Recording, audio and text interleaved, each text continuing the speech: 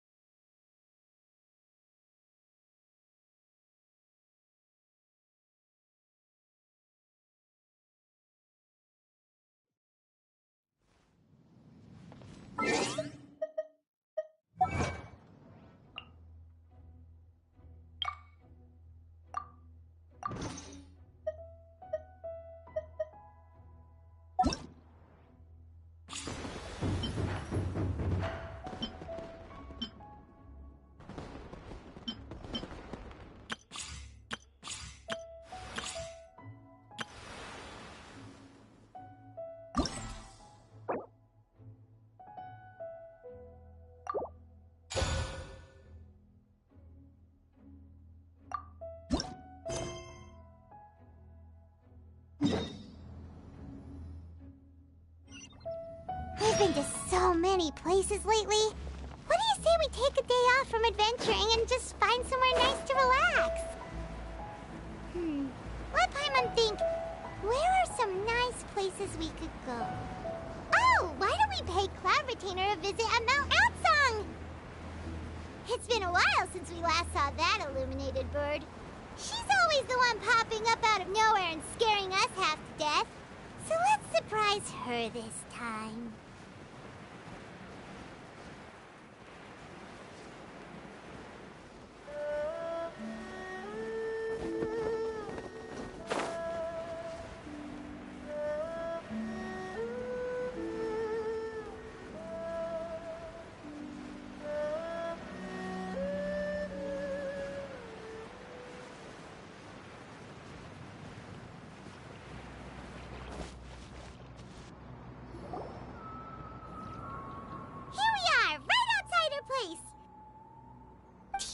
Remember the first time we came here?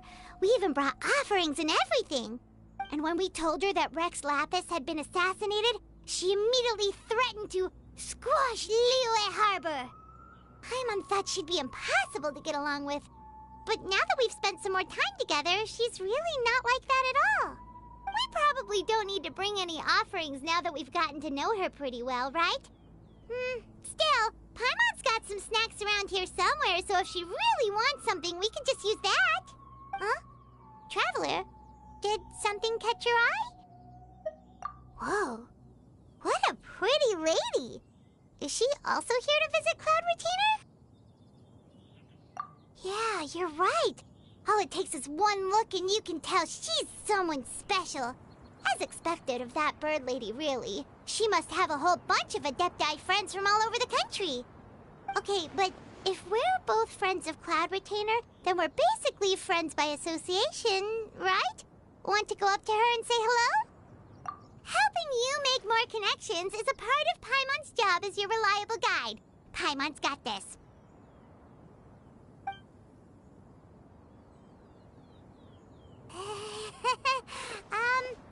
Hello?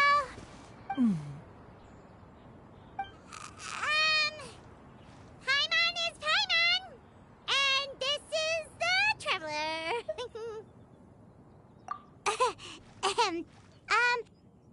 Paimon doesn't think we've met, but we're also friends of Cloud Retainer.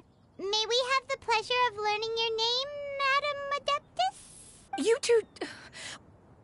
What is this tomfoolery? Has the shift in form so clouded your eyes that you no longer recognize one anymore? Wait, you're... Huh? You're the illuminated bird? But you look... human! How did that happen? Oh, donning human form is scarcely any test of one's abilities. As for your confusion, one merely had no reason to indulge such inclinations before. So, you're indulging now because? Well, one has made plans to pay a visit to some disciples at Liyue Harbor. Taking on a human form for such a trip is simply a way to make matters less conspicuous. You? Worrying about keeping a low profile? You're the one who likes to pop up out of nowhere all over the place. In fact, Paimon can think of several examples. Like last year, when you suddenly appeared on the top of a roof without any warning. Or...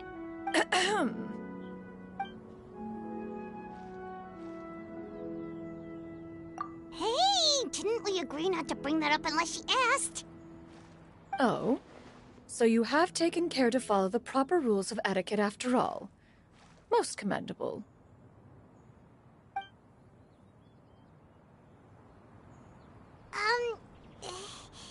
Well, this is all Paimon's got. You don't mind, right? One has never found oneself lacking in basic comforts. On the contrary, it is the gesture that one values above all else. So long as you've shown proper respect and consideration, the quantity or quality of the gift is but a trivial matter. That kinda makes Paimon feel a little guilty for trying to keep them for herself. Anyway, where were we before you reminded Paimon about the gifts? Ah, right. So by disciples, you must mean Ganyu and Shenhe. It's also been a while since we last saw them. Maybe we can come too. One planned to extend the invitation even if you had not raised the matter yourself. Shenhe and Ganyu should be quite pleased to see you again. However, one would first inquire as to the reason behind your visit here. You have cause to seek one's company?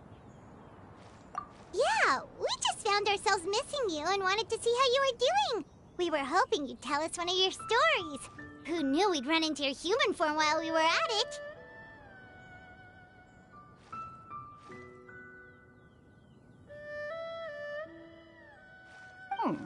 Is that so? If there are no urgent matters at hand, then let us make haste for Liyue Harbor. Ganyu is likely still working at Yue High Pavilion, so that shall be our first stop. Sounds great! Then let's all go to Liyue Harbor!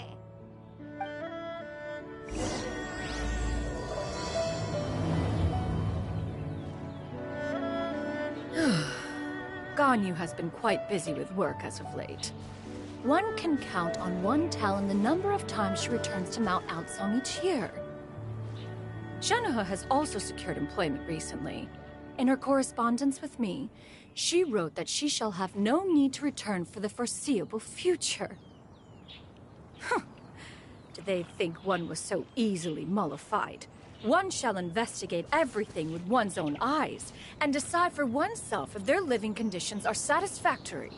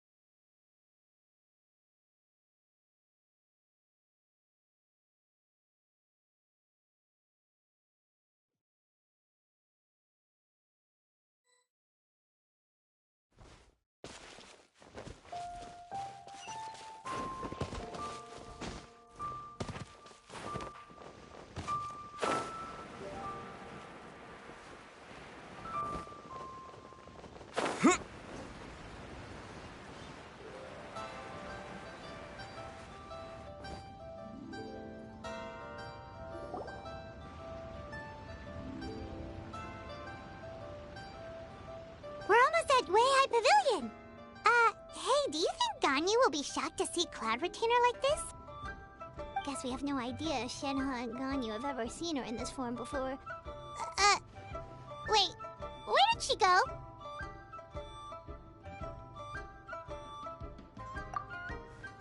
Why are you just standing there, Cloud Retainer? Quietly now. One shall stay here. You two can go and meet with her. But why? Isn't it better if we all go together? If one were to proudly proclaim one's presence, Ganyu would surely profess herself otherwise unoccupied and drop everything to attend to one's visit. One fears that would only result in her staying up all night to make up for lost time. One does not wish to trouble her. Conversing vicariously via you two shall suffice. Do remember to inquire as to her recent well-being. Again, do not mention one's presence here. Fair enough. Makes sense. Alright then, we'll just pass on your regards and... Cloud Retainer? Oh! Busted. Is that lady someone you know, Ms. Ganyu? She is indeed. I'm sorry, Huixin, but could we delay the upcoming meeting for a little bit? I believe my schedule today is quite full. Although, perhaps I could move some work to later in the evening. Oh, not to worry, Ms. Ganyu. I'll make the necessary arrangements right away.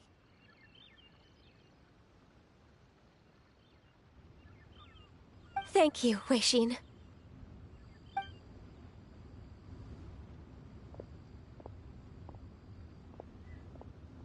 It's been a while, Ganyu. Greetings. What brings you here today? And Cloud Retainer, too. It's been quite some time since I last saw you in this form. You are quite mistaken. One is not acquainted with this Cloud Retainer of whom you speak. One is simply a mere mortal passerby. Huh? Seems she's not buying it. That was but a simple test. One did not expect you to be able to recognize one so easily, especially after so many years of only seeing one's other form.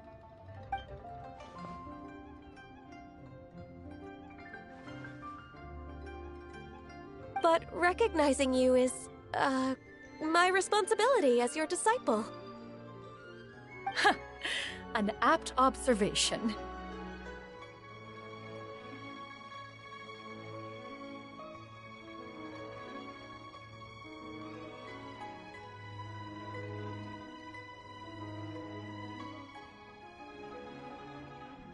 One was simply passing by while attending to some important business.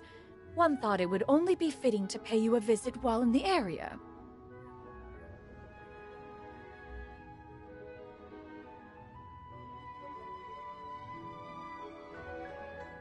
Wait, Paimon wasn't aware of any important, Cloud Retainer's right! We've still got something super important to do, so we can't stay here for too long today. Oh, is that so? But it's been so long since we last saw each other. One simply desired to see you and had no intention of interrupting your work. A quick conversation should suffice for today. A more involved reunion should wait until you find yourself less occupied. I understand. That should be fine. While one acknowledges the amount of work that you have to deal with every day, one must also remind you to rest. Though Adepti blood flows through your veins, excessive exhaustion will still cause grave harm to your body. It still makes one nostalgic to see you as you are now, respected and independent. When you were young, you oft begged one to cuddle you to sleep when you suffered from nightmares. Cloud Retainer! Stop! If you insist. We are running short on time regardless, so one will refrain from going into each and every story. Why don't you continue your conversation? One shall simply stand by and listen. Wow, you've been to so many new places since the last time we spoke. If you ever need anything, please just come find me at Uehai Pavilion. Also, forgive me for my presumptuousness, Cloud Retainer, but if you plan to continue appearing in this form, don't you think it'd be helpful to adopt a human name? A human name? Huh. You raise a valid point. Considering the sheer extent of one's renown, Cloud Retainer is surely too recognizable as a name. You really think so? Not that you're not famous or anything, but that famous? You presume to know the extent of one's illustrious achievements. One would hardly think such a thing to be possible. Nevertheless, Ganyu's advice cannot be ignored. From this point on, when in public occasions, be sure to refer to one as Shenyun. Canyon? I assume that's a reference to the full record of Pristine Pavilion. An adeptus of years past would rise with the clouds and rest with the moon. They were enlightened and wise, free and unfettered. The writer referenced Master's name to describe her carefree and spontaneous nature. Oh, that sounds super cool! Paimon feels like only the most powerful of Adepti could rise with the clouds and rest with the moon. Actually, those lines were originally written to describe Cloud Retainer herself. Huh? Wait, so you're really that powerful? And what of it? Did you truly take one to be nothing more than a bird of bigger than average size? Not exactly. To be fair, Cloud Retainer rarely speaks of her past accomplishments. The tales of her past can only be found in ancient texts. It is said that once, a long, long time ago, there was a severe drought in Liyue. Left with no choice, many people left their homes, while others spent day and night praying to the Adepti. Although I did not live through such tragedy, simply reading about it is enough to gain a visceral understanding of all the pain and desperation during that time. On top of the drought, a noxious gas also began to spread through the land. If not for Cloud Retainer's efforts, much of Liyue would be nothing more than a barren wasteland today. The books had this to say about what happened. Upon arrival, the Adeptus borrowed the wind to retain the clouds. Immediately, the clouds gathered together, and abundant rain burst forth from the heavens. Drought and plague were both driven away, and the people were saved. Wow, that's incredible! Mortal records add embellishments to dramatize past events. One did merely what one ought, and even if one had not interceded, the other Adepti would surely have stepped in to help. Even so, you stopped an entire drought! Can you really control the weather like the book said? Oh, Paimon suddenly has a lot more respect for you. So it was Paimon's bad for calling you Illuminated Bird before. You're not too mad, are you? How laughable. A name is but a simple label we carry with us on our journey through the world. Why would one be offended by such a trivial matter? That's a relief. In that case, Paimon will continue to call you whatever feels right in the moment. Well, that is quite enough ancient history for now. Ganyu, have you had word from Shenhe? One has heard that she procured a job recently. Have you any thoughts on her workplace? And what, pray tell, of her monthly remuneration? Moreover, does she find herself overly inundated with work? Is she allowed time off during Lantern Rite? That is a lot of questions. There is no cause for concern, Cloud Retainer. I introduced Shenhe to her employer personally. Wanmin Restaurant's business has been booming recently. So, with Chef Mao being swamped with customers, and Shangling still off and out in search of new recipes, I introduced Shenhe to staff the restaurant. I see. Most excellent indeed. One has had the pleasure of being introduced to that family. Shangling is kind and astute, while her father is loyal and reliable. One has no cause to believe that they will make Shenhe's work difficult.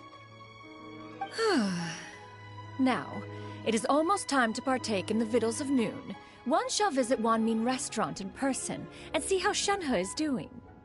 Huh? But didn't you just say that you had something important to do? Can that wait until after we've eaten? You may return to your work, Ganyu. One shall see to this matter on one's own. There will be many an occasion to dine together in the future. One is certain the opportunity shall present itself most readily. Of course, Cloud Retainer. Please take care. Traveler, Paimon, I'll see you some other time. See you around, Ganyu! Whew! Paimon was pretty quick on the uptake there, don't you think?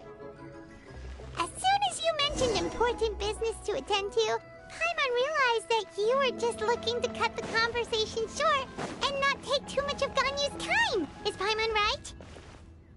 No, in fact, it was not an excuse. One is indeed visiting Liyue Harbor for an important purpose. Wait, for real? The moment is not yet upon us. Still, the truth will be revealed to you in time. Huh. She really seems to be playing up the whole mysterious Adeptus thing right now. Is it because we just heard that cool story about her powers?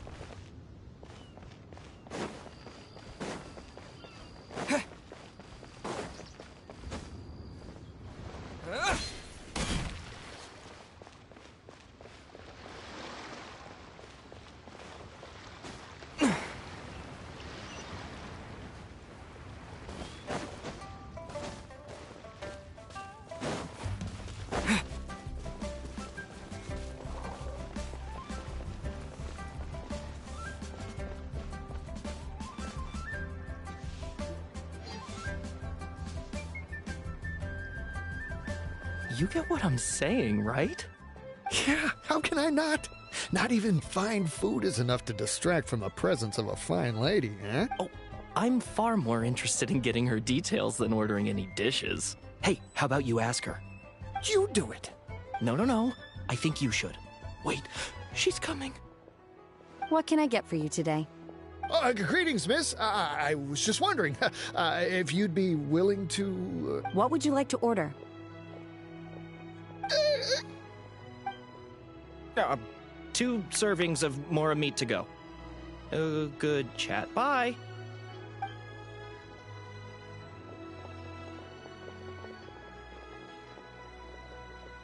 Shenhe! Welcome. It's been a while. May I take your order? Don't welcome us as guests and greet us as old friends in the same line. It's weird. Mm-hmm. Oh, and this is? This is Miss Xinyun. Master? Huh? One does not recall ever revealing this form to you before. How were you able to ascertain one's true identity with such ease? I've trained and lived with Master for more than 10 years. I would recognize you no matter what form you take. You... Is something the matter, Master? Hardly. Hardly. One simply learned of your employment from your letter and came to check on your well-being. And check out the great food, too. Indeed. It's almost lunchtime. My apologies. I'm still on the clock and can't talk for very long. Well, if it isn't the Traveler in Paimon. Are you here for Shenhe? The lunch rush isn't in yet, Shenhe. So, I've got things covered for now. Go ahead, sit down and enjoy some time with your friends. I'll let you know if things pick up. Thank you, Chef Mao.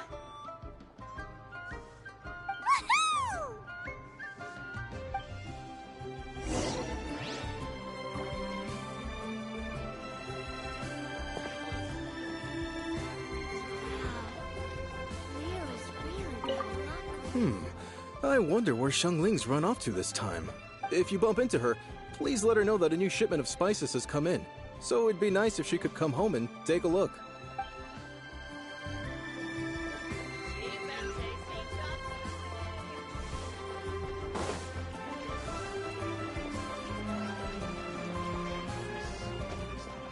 Long sword in hand and the world at my feet.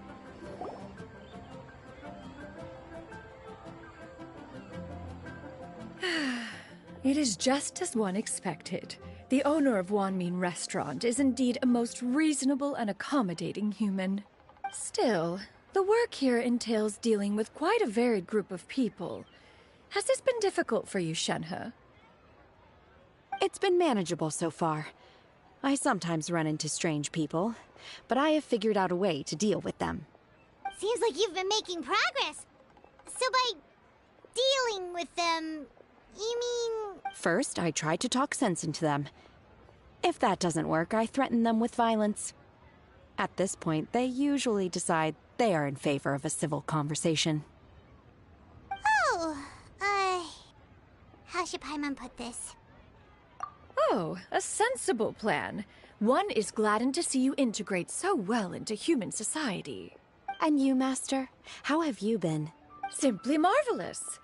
Though Mount Outsong has scarcely enjoyed your presence recently, one has hardly found the pleasure of one's own company to be lacking. I see.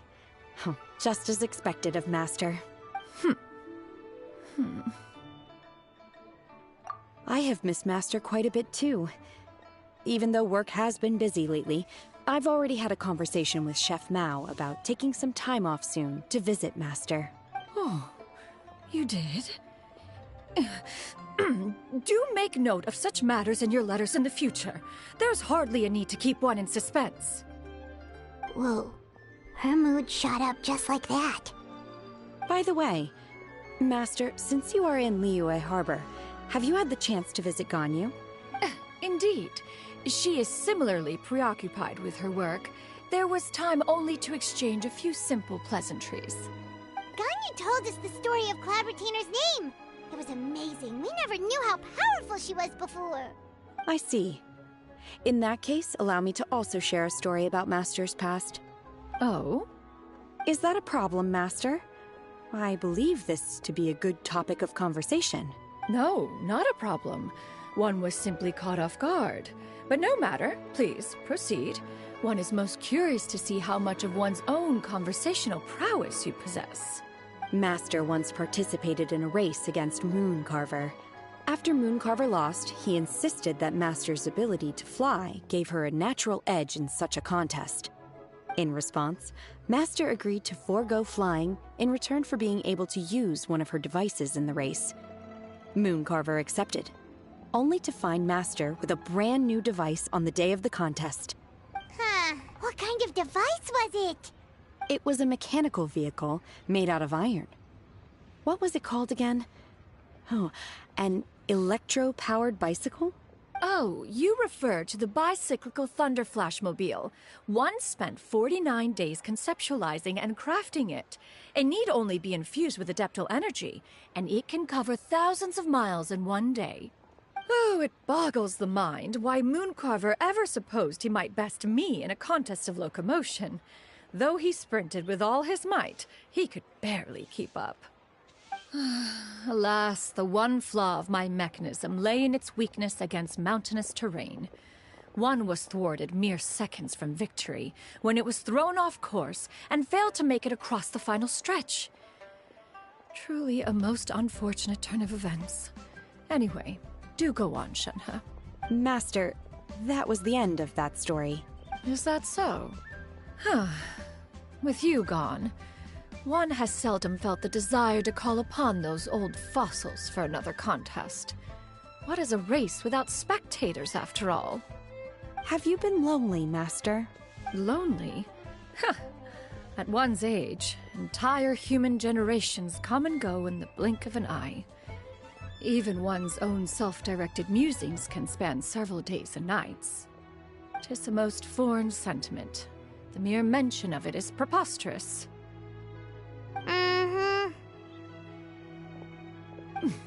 What is the reason for that look upon your face? It's nothing. It's just... Well, Paimon gained a lot of respect for you after listening to that story of you summoning the rain and everything. But all it took was a few words out of your mouth and it's like you're back to being that illuminated bird again. I was just a little bit confused. Which one of the two is the real Cloud Retainer? To me, they are both, Master. One is the master that's widely revered by the people, while the other is the master that I respect and adore. Huh. One finds oneself exalted yet again with sweet words of praise and flattery of a most extravagant nature. You chose to exalt one with your words, yet you refuse to grace Mount Outsong with your presence for any extended period of time. One would almost question the sincerity of your estimations. This is not to say that your words paint an inaccurate picture. One has always lived by a single ideal. Eschew all action and abide by no rule.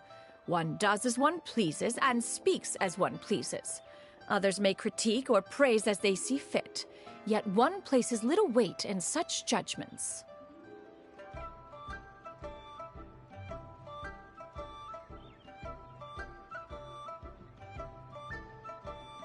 She got, like, what, 2 sentences of flattery from her disciple? And it's as if her ego is about to burst. Do you have any empty tables?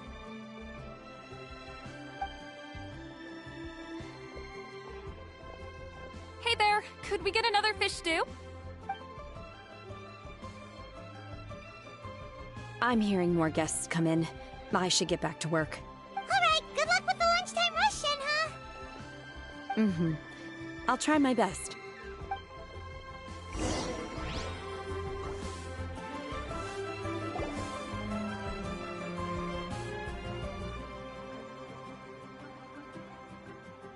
So much yummy food! Paimon's gonna feast! One is fond of all kinds of delicacies and delights in a multitude of flavors. The dishes here demonstrate no shortage of culinary skill. Their unique flavor profile has left one more than satisfied. In fact, one has been struck by quite the fit of inspiration. One has already begun to conceptualize the next generation of supreme cuisine machines. Everything's so tasty! A bit too hot at times, but still super tasty. I'm sorry, miss, but our tables are full. Shall we try somewhere else, Granny? But it smells so delightful. Can we really not eat here? My poor legs can't go on for much longer.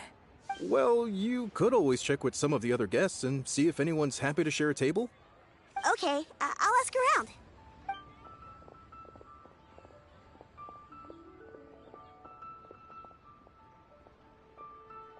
Excuse me.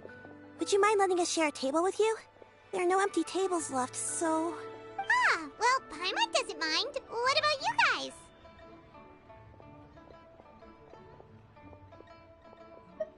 Great! Thanks so much. My name is Shuyu, and this is my granny, Yuendai. Granny? Yep. Is there something wrong with that? No, Paimon's just a bit surprised. She looks so young. Yeah, a lot of people compliment Granny on her youthful looks, but she's actually much older than she appears.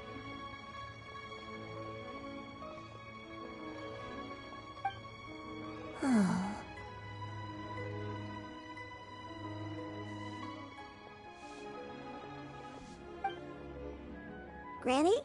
Why don't you take a seat? Come on, it's not polite to stare. Huh. Have we met before? No. 'Tis a fated meeting, then. Please, take a seat. What would you like to eat, Granny? I can order for you. I want braised earthworms. They always pop up out of the ground after a rainstorm.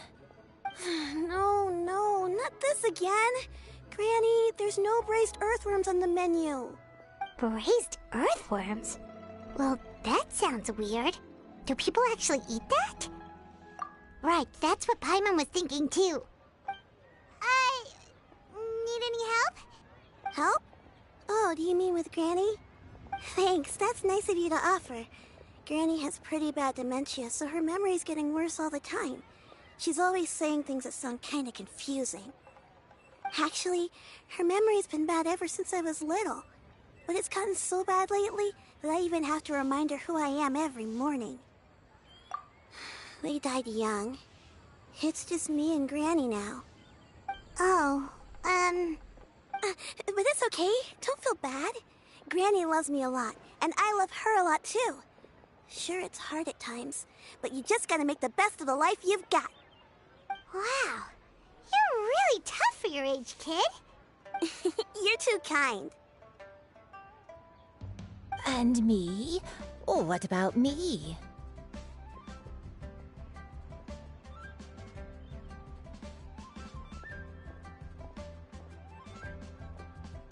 You're tough too, Granny. Plus, you're really gentle, and you're always there for me. Yes, and it's hardly as if I forget everything. I still remember the important things.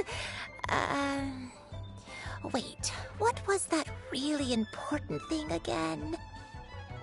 Ah, I remember now. It was a dream. I had a dream where everything was dark. Someone was standing in front of me. She told me to come and find her, and that once I'd found her, I would be free. Huh? That sounds super important. But how come you've never told me about it before? It was just a dream, so I forgot about it. But I'm in a good mood now, and somehow I remembered it again. You know, I believe I've had this dream a great many times. But just how many times have I had it? Now that I do not remember. Wait, so you have a reoccurring dream where someone's talking to you? That sounds spooky. Oh, does that mean you're possessed? Unlikely. Her eyes are clear, and her breathing remains calm and level. One sees no signs of possession. Are you sure? Who do you take me for? Is one not an adept? Am I not an expert? Huh, you're right. Paimon almost forgot you're the expert. In that case, Do you still remember what the person in your dreams looked like, Granny? Not anymore. Although, I have a sense that she looked rather like me. But not as I am now. My younger self. A younger version of Granny? This is just getting weirder and weirder. What is going on here? As one said, fate must have brought us together. You may leave the situation to me. Are you sure? So, what are your names? Paimon's Paimon. Just Shenyun is fine. Thank you all so much for offering to help. But first, I'm sorry for asking, but, how do you want us to pay you back? Oh, we don't need any payment for this.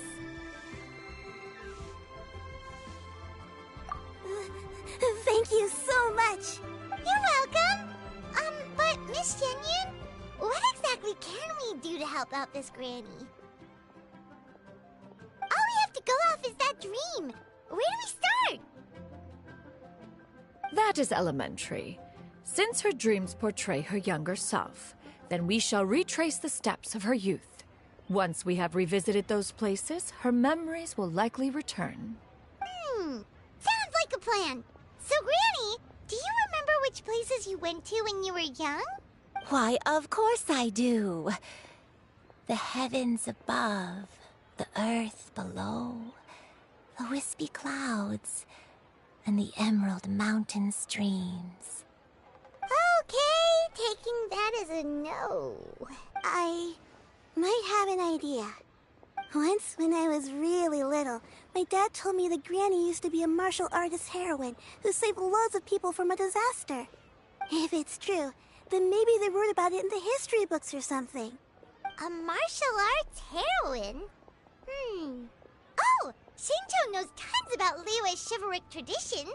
If anyone knows about the heroes of the past, it's him. Let's go find him at the Feiyun Commerce Guild. Are you leaving already? But I'm still hungry. I'll go order some food, Granny. If there's nothing on the menu you especially want, I'll just get a few different things. It seems we must part ways for now. The Traveler and Paimon are bound for the Feiyun Commerce Guild, while Yuendai and Shuyu shall remain here and partake of their lunch. As for myself, I have matters to discuss with Streetward Rambler. Streetward Rambler? Oh, you mean Madam Ping! Precisely. Let us meet at Yujing Terrace once you are ready. Everyone, please. Always wanted to try this place. The food is unbelievable. Where are you going, Granny? Don't you like the food? Fresh milk. I need to buy you some fresh milk. Milk? Why? You need to drink milk before eating, or the spicy food will make you cry. Hush, little one. Don't cry. Granny, you're forgetting things again. I'm not a little baby anymore. I can eat spicy food now. Even the super spicy dishes, like their fish stew. I can eat 2 whole bowls, no problem. Wonderful. How wonderful. My darling granddaughter is all grown up. Cheap and tasty chop suey. Nero's really got a lot going for it.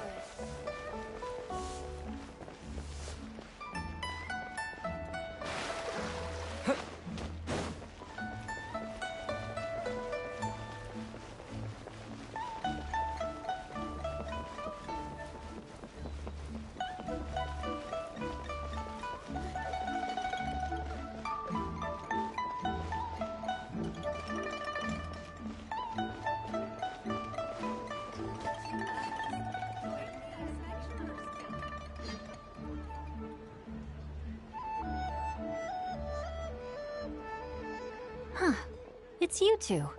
What brings you here? Shincho! Great, we found you! We wanted to ask you about something.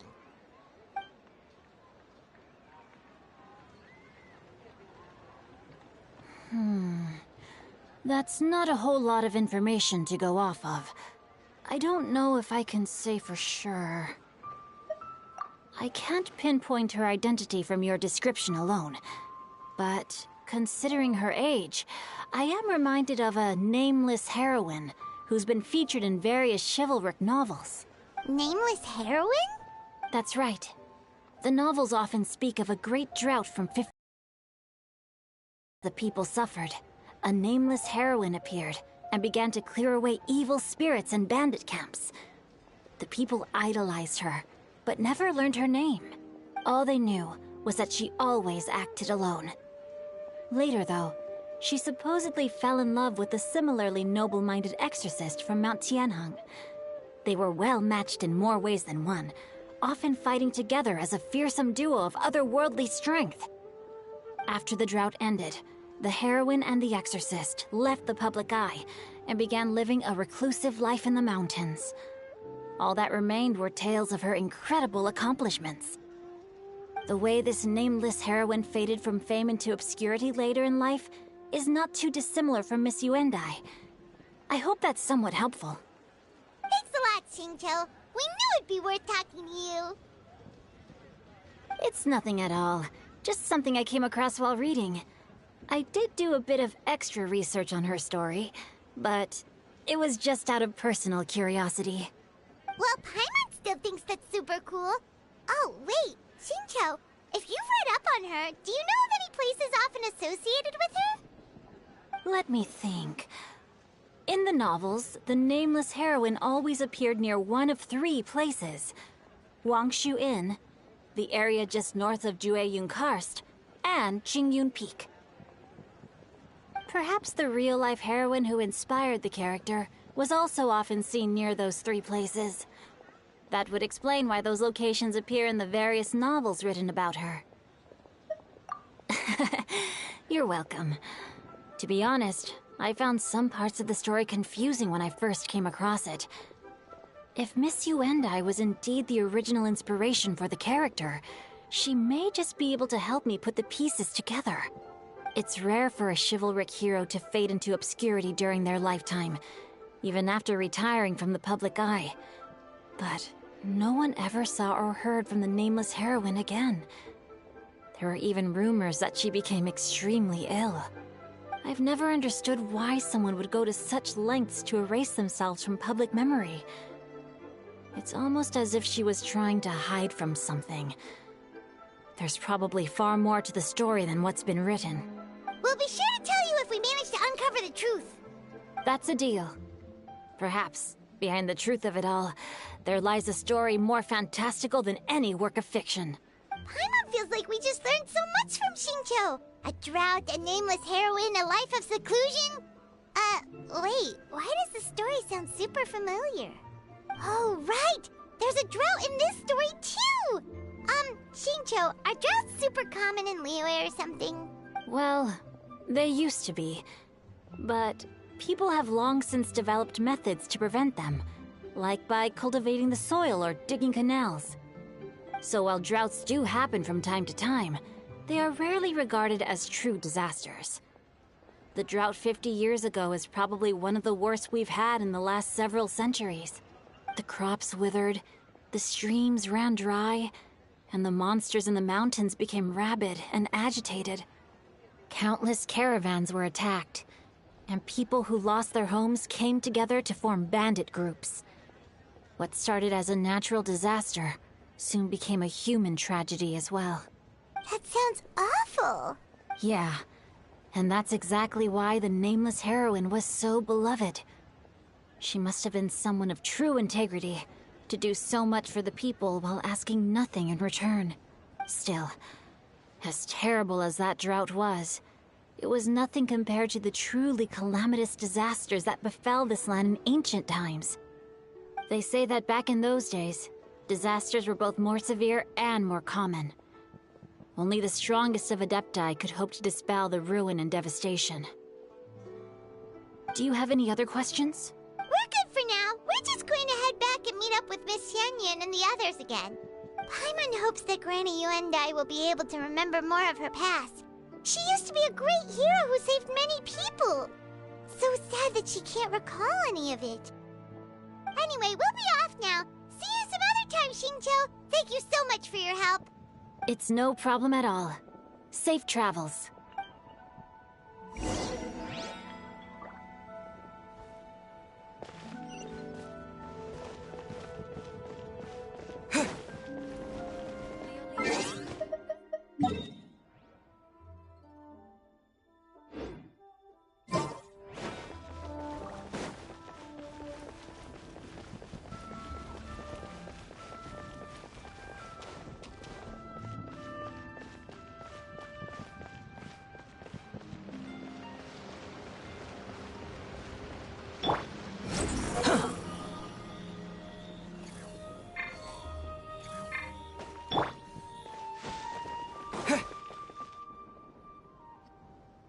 I have recorded the tune that you requested. I hope it will be of help to you. Oh, thank you. Straightward, Ping, what has amused you so? Oh, it's no serious matter. I was just reminiscing about the last time I saw you in this form. Time has wrought such change in this world, and yet you appear just the same as ever. Time has little bearing on one's existence, nor has one keenly felt its effects whilst dwelling at Mount Outsong. Nevertheless, Ping, one would like to seek your counsel on a personal matter. Oh, why so formal all of a sudden? I must say, you're making me a little nervous. What is it? Well, the inquiry is as such. Approximately how much more would one need to afford a comfortable life in the harbor, not unlike the one that you yourself lead? It does not require as much as you may think. Still, do you mean that... Clavitainer, Madam Ping! What are you two talking about? Nothing save for some trivial matters.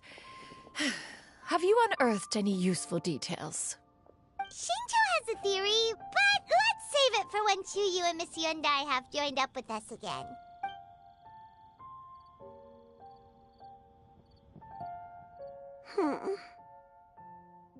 Do not be troubled, young lady. Here, have some tea. Thank you so much. What do you think, Chuyu? Does it match up with what you know of your granny? According to the story, the nameless heroine eventually fell in love with an exorcist from Mount Tianheng. Maybe that's my grandpa. I don't have many memories of him, but there was this one time I found a box in our attic full of a bunch of weird sigils. I think so too. Granny might remember something once she's returned to a familiar place. What marvelous tea.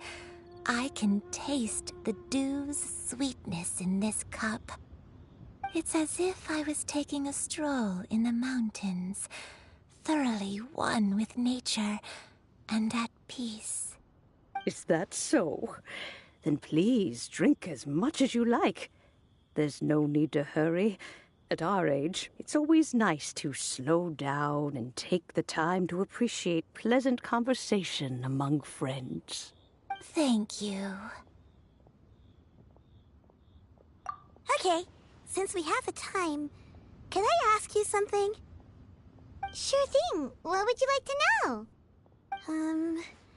I have a secret I want to tell you. Let's go talk over there.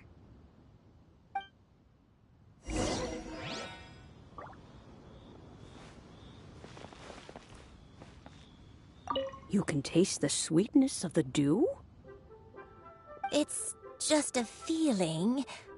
The sensation of stepping out into the mountains on a cool morning, gazing upon the small droplets of water hanging from the leaves, and feeling the sweet stream of water soothe a parched throat with every swallow. It's a sense of calm and serenity, one that stretches on and on until days become weeks, weeks become years.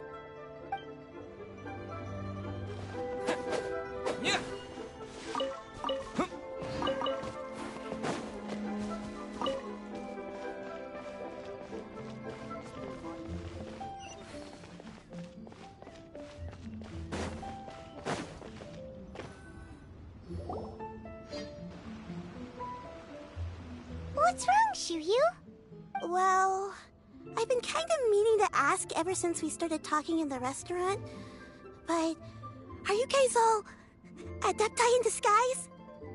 Oh! About that. Well, you guys just seem super special. Plus, I think I might have heard Miss Shen Yun call herself an adeptus. Oh, must have been a slip of the tongue. Shen Yun, since you were the one who, misspoke, maybe you can explain to Shuyu here what you really meant by that. One is indeed an adeptus. Is that of some concern to you? Huh? I knew it. Well, one time when I was a little kid, I saw a pure white illuminated crane. I had this super high fever, and Granny wasn't around. I was feeling all icky and gross. But then this snowy white crane flew down from the sky. She put me on her back and flew me to her cool Adeptus house and fed me some sort of magic potion. When I woke up, I was already back in my bed and my fever was gone.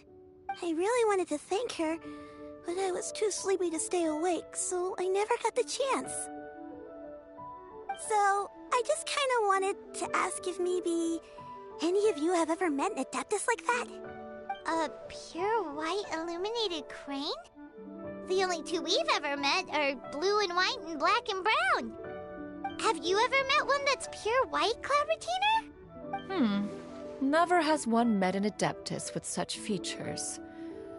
One surmises such a description is but a hyperbolic embellishment that oft results from narrative accounts. That's weird. Was it really just a dream then? Well, even if it was just in my head, it doesn't matter that much anyway.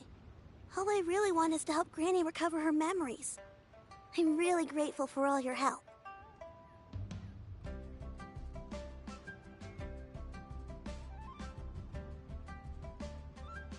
Leave it to us!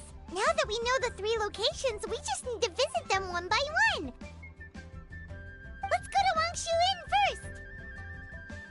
Okay, I'll go get Granny.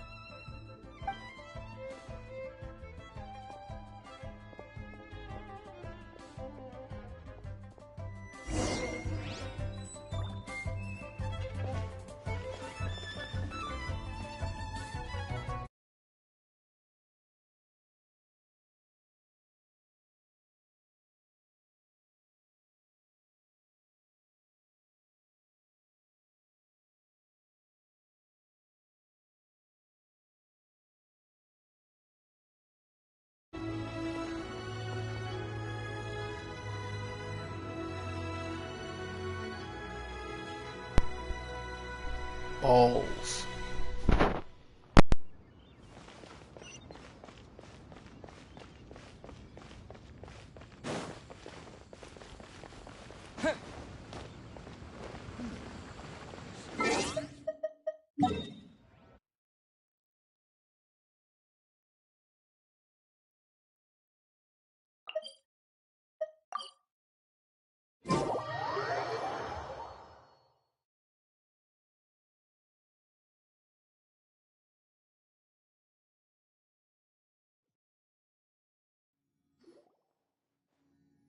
Wangshu Inn.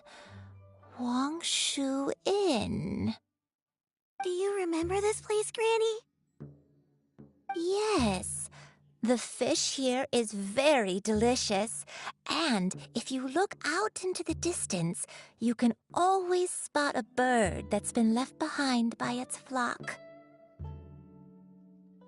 I believe I used to have a room here.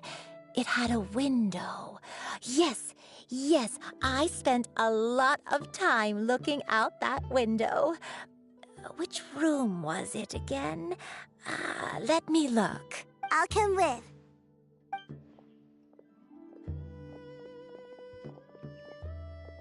Paimon's still having some trouble understanding what she's talking about, but if she's so familiar with this place, that must mean she lived here, right?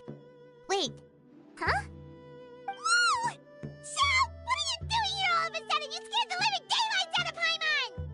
I sensed a non-human presence and decided to come take a look. If you're here, then there's likely no trouble afoot. I suppose there's no cause for concern. It's been a while, Cloud Retainer.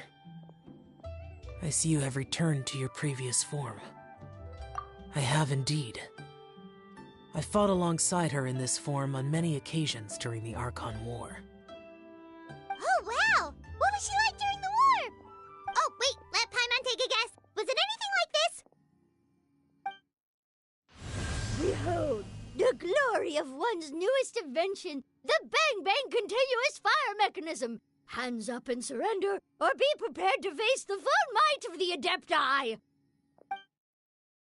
An impressive imitation. Paimon knows her all too well. Even so, Cloud Retainer was not always as ostentatious as you describe. You may be unaware, but her talent with Adepti sigils is just as formidable as her skill in mechanics. The Archon War reached its peak after Guizhong's death. The Cloud Retainer who fought beside me in those devastating battles was taciturn and solemn, only speaking when she had to activate her sigils. A Cloud Retainer who barely talks? Paimon can't picture it. But what happened after that? If you were so powerful in your human form, why did you decide to take up your bird form again? Once one had bid farewell to the world of mortals, what use would one still have for such a shape? When dwelling between mountain and forest, away from the struggles and troubles of the mortal world, a mortal form is hardly the most fitting of choices. After the war, Cloud Retainer retired to Mount Outsong, only revealing herself to the occasional visitor, and always in her avian form. Although I do believe there was an occasion some 30-odd years ago when she decided to don her human form. I believe it was for the purpose of... One believes there is little need to relive bygone matters. Granny, are you okay? Back then, at this place, Perhaps this conversation should end here. I shall take my leave now. Should you encounter any trouble, you need only call my name. However, given that you are traveling with Cloud Retainer, I trust you are in good hands. Everyone! I think Granny is finally beginning to remember her past. Slowly now, calm your mind and recount what has been recalled. A long time ago, I stayed here to recuperate from my illness. Huh. So what Shinto said was true! You did fall ill! Was that why you went into hiding? I don't remember. I'm very sorry, but I can't even remember the name of my illness. The only thing I can remember is that it took a great toll on me, and there was no cure for it. I was confined to my room in Wangshu Inn, where I spent many days unconscious. I'd come to every once in a while and stare at the migrating birds outside the window. It was a solemn sight. I remember crying, but I'm not even sure I knew why. One day, I met a traveling merchant.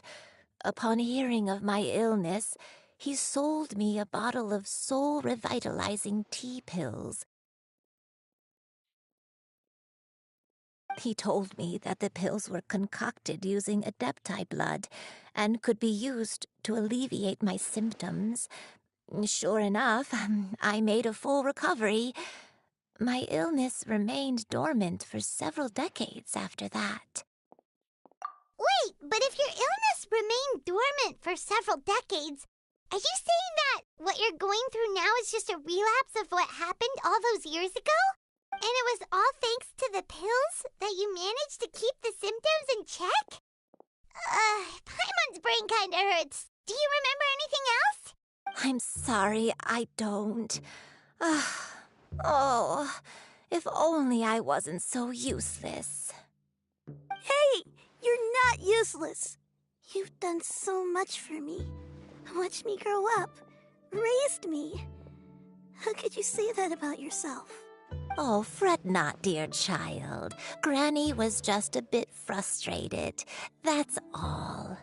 The recovery of a person's memories is a gradual process. Finding pieces of one's past is always superior to not finding anything at all. Let us make haste to the next location. Next location. Next location. Oh, why don't we go to the area north of Dwayun Karst next? There isn't really a landmark there, so where should we start? Oh, Paimon's got it. Let's check out the houses in the area first. After all, if she was there for any length of time, then she would have stayed somewhere, right? Oh, Paimon's really got her thinking cap on today. At this rate, we'll recover all of Granny Wendai's memories in no time.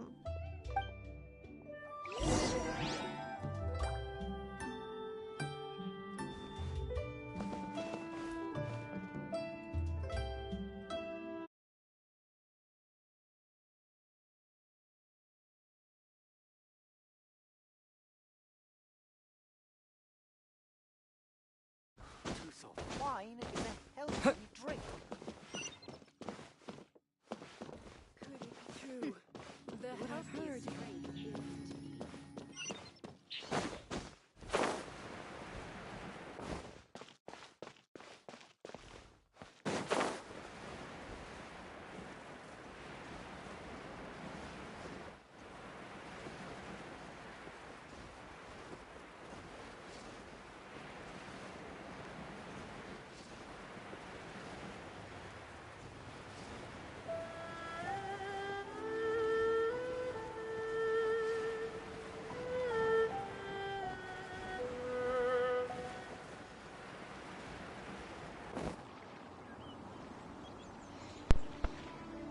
Briefly plugging in my mic to say I know who that Hat Man was. I know who that Hat Man was because he's in my team. Oh god.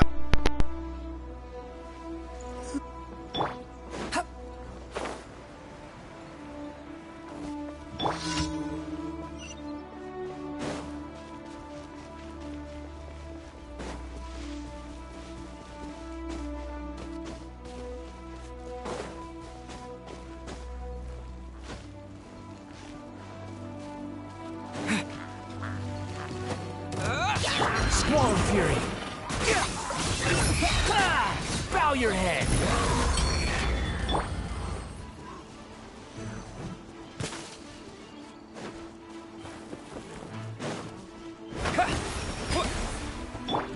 No rest for the wicked. Strike a pose! The wind rises.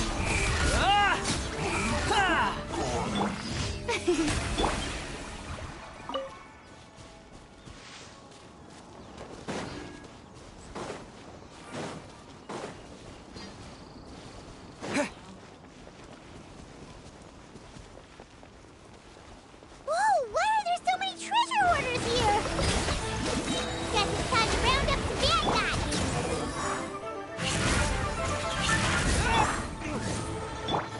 The show begins!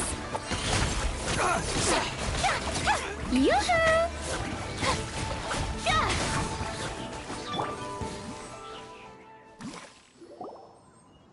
Do you remember anything about this place, Granny Wendai? Let me think. I feel like I've been here before, but I don't think I stayed here too long. I might have just rested here briefly before continuing on my way. Got it. That's okay. There are still plenty of other places we can check. Wait a second. If I remember correctly, I believe I brought... Ah, yes.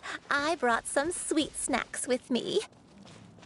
Go on, take some. You need to eat a lot if you want to grow big and strong.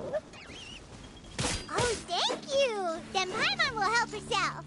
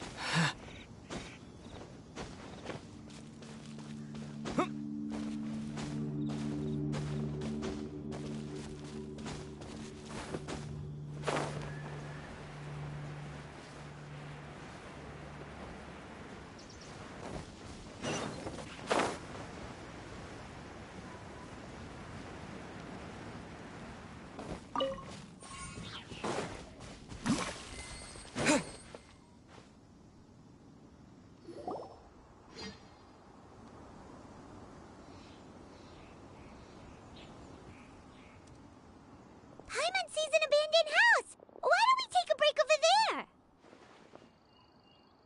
This place. It's...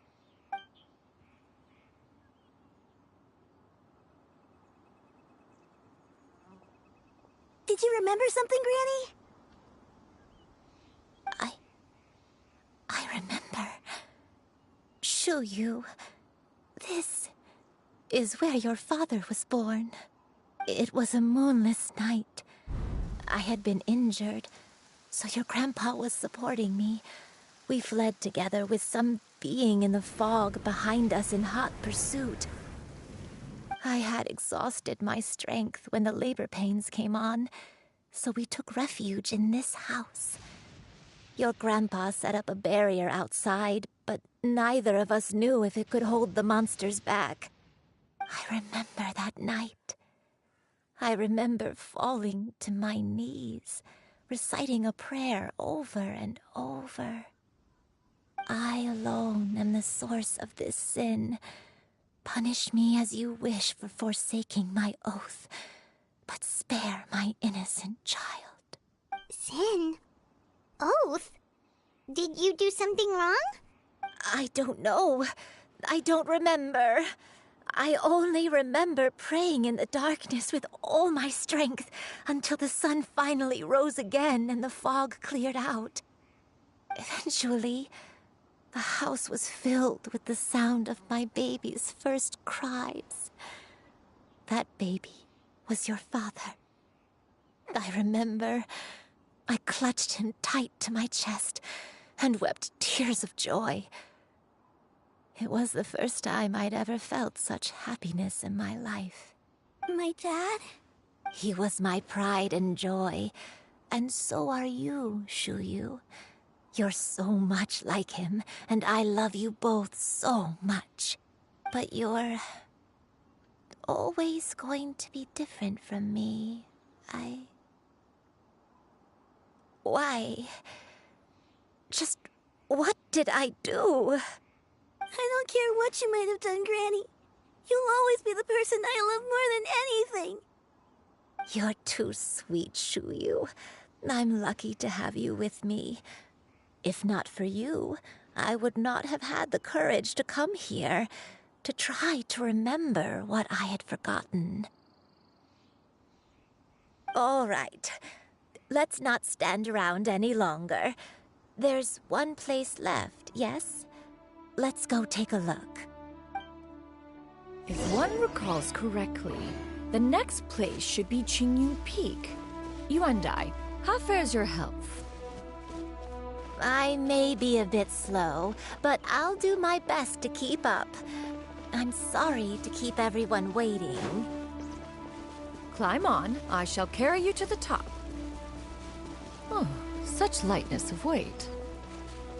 All those who grow old grow frail in the end, do they not? First, you lose your memory, then your health. Eventually, you end up losing everything.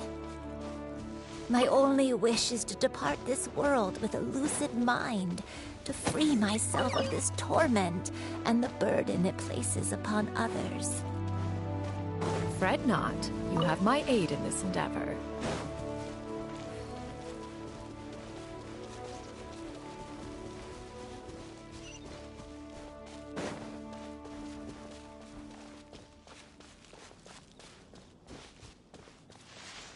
The wind rises. Surge forth. A reward on the road.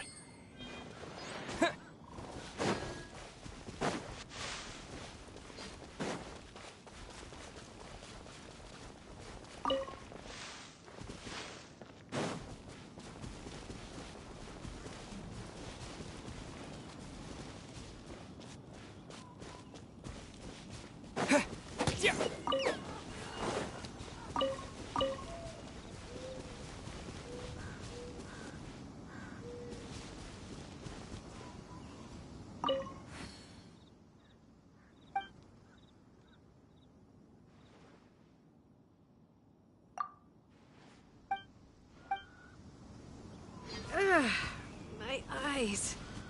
It burns.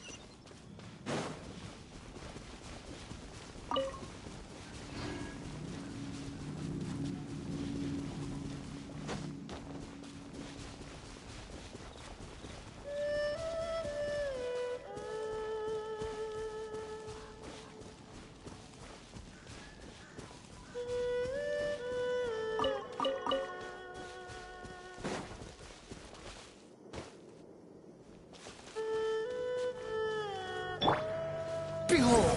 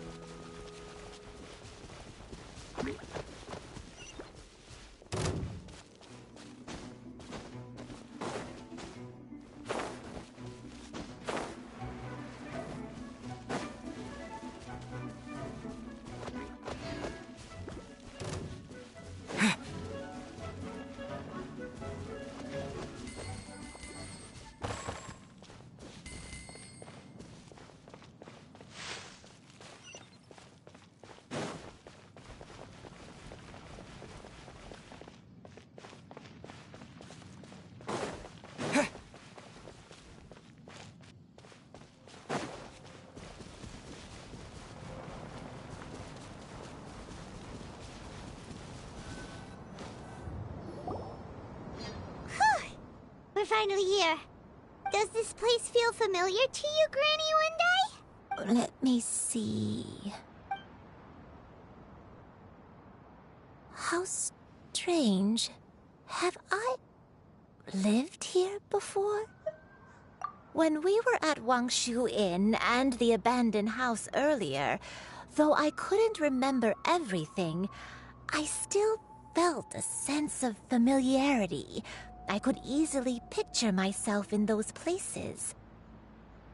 But here, I don't have that feeling. Perhaps I did come here in the past, but it just didn't leave a strong impression on me. But did the stories get it wrong then? Yeah, that's true. But they're also the only thing we have to go off of. Paimon was hoping this place would jog Granny Wendai's memory just like the others. I'm sorry to disappoint you too. It's all right. We're not going to give up yet. We'll figure something else out. Just you wait. Thank you. If only I could remember. Huh? That way. What's that mountain? Oh, let Paimon look! Huh? Isn't that Mount Outsong? Looks like we've come full circle. Mount Outsong. Mount Outsong. Granny, are you okay? Don't push yourself, Granny. It's okay if you can't remember. You shouldn't do something that makes you sad. Mount Outsong, What am I really? Mount Outsong holds some familiarity to you? It does, but I can't go back. Are you feeling unwell? My head, it feels all heavy and dizzy. What is wrong with me? Cloud, Miss Xianyun, is there anything you can do? Let us go to Mount Outsong. But... Fret not, all will be well. You and I, you have already given more than enough to the pursuit of this endeavor. You may leave the rest to me. I've prepared something that can aid you in suppressing the fear in your heart and restoring your lost memories. It currently resides at Mount Outsong. Wait, really? When did you do that? I never leave anything to chance. All will reveal itself when we arrive.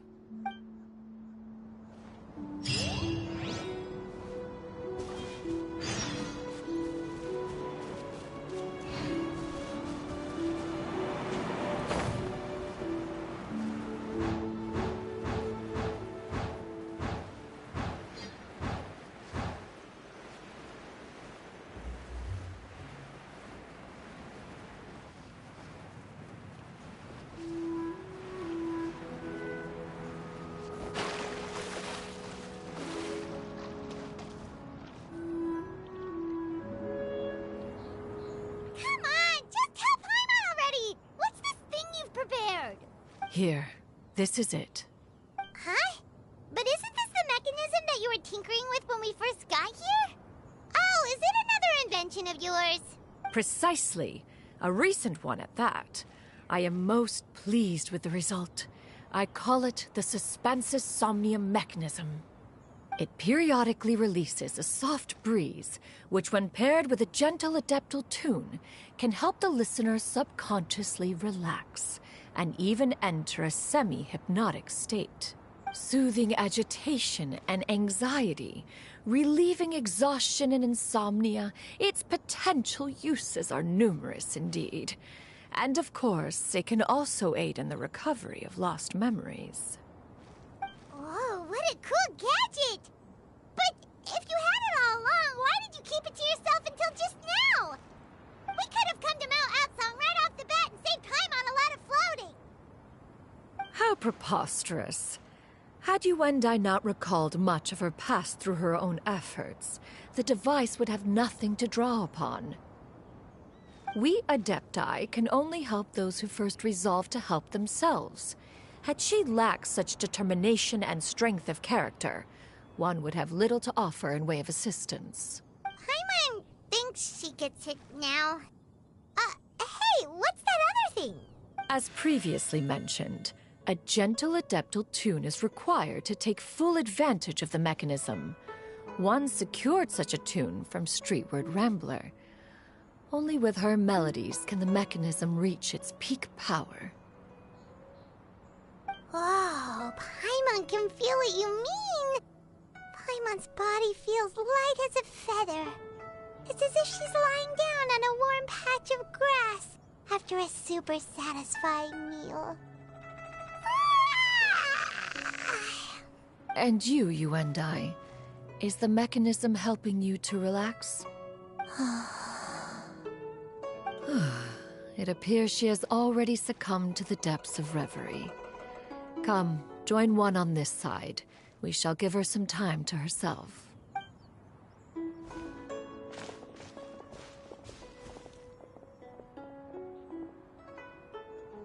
The drought is over. But why do you look like you want to cry? The potion. It's nearly run its course. I've never regretted meeting you. Not even for a second. Please. Please, no.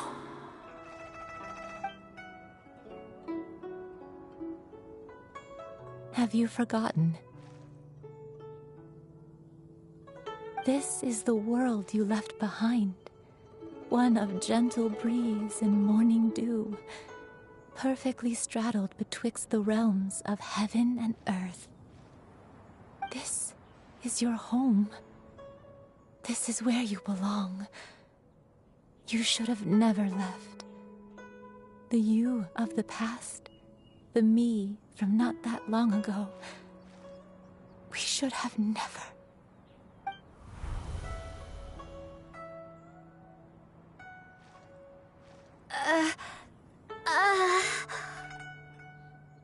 So that is the truth. No wonder this place is so familiar. Granny!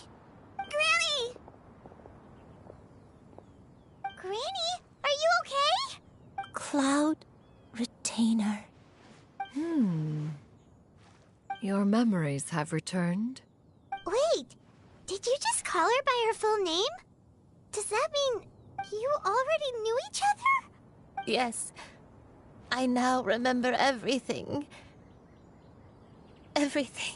Granny, please don't cry. I'm here. I'm here. Oh, don't worry, my dear child. Granny is fine. I'm so sorry, everyone. You've gone to so much trouble on my behalf.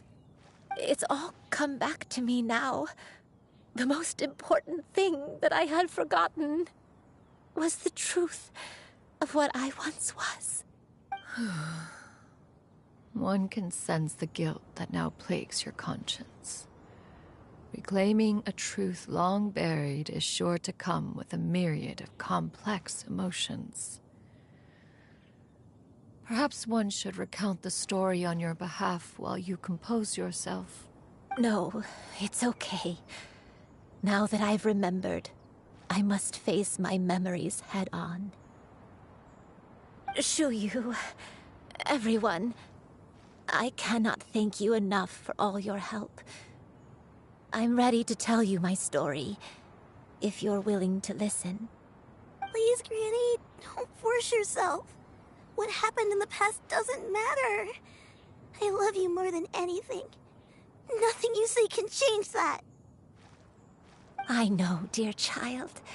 My feelings for you are exactly the same. It is for this reason that you deserve to know the truth. Some time ago, I made a terrible mistake.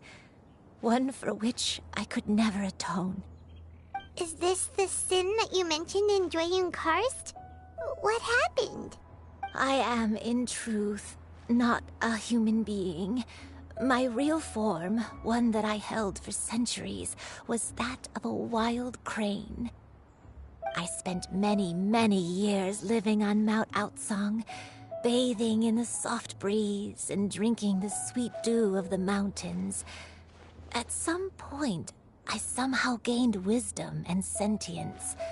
The Lord of the Mountain, Cloud Retainer, became aware of my existence and began to share many stories with me. She even passed on the secret of cultivation to me. Though she never took me on as a formal disciple, I always saw her as my master. Whenever she took out her tools to work on mechanisms or new inventions, I would also stand next to her and watch. I even contemplated completing my training and becoming an adeptus in my own right. I followed her teachings, and time gradually passed us by. Until that fateful day 50 years ago. 50 years ago? That's right. Master regaled me with many stories of her past deeds. From them, I learned how she had saved people from a similar crisis in the past. She was the one I looked up to the most. More than anything, I dreamt of becoming an adeptus like her. I wanted to travel the land like she had, relieving suffering wherever I went. But I was still far from being a real adeptus. I possessed no ability to take on human form and fit in with the crowd. Once she learned of my desires, Master prepared a special dose of human mimicry potion for me. She warned me that the potion's effects would only last 10 years, and if I were to fail to return to my original form at the end of that time, I would forever forget my past as a crane and become something neither human, beast, nor adeptus. Oh no.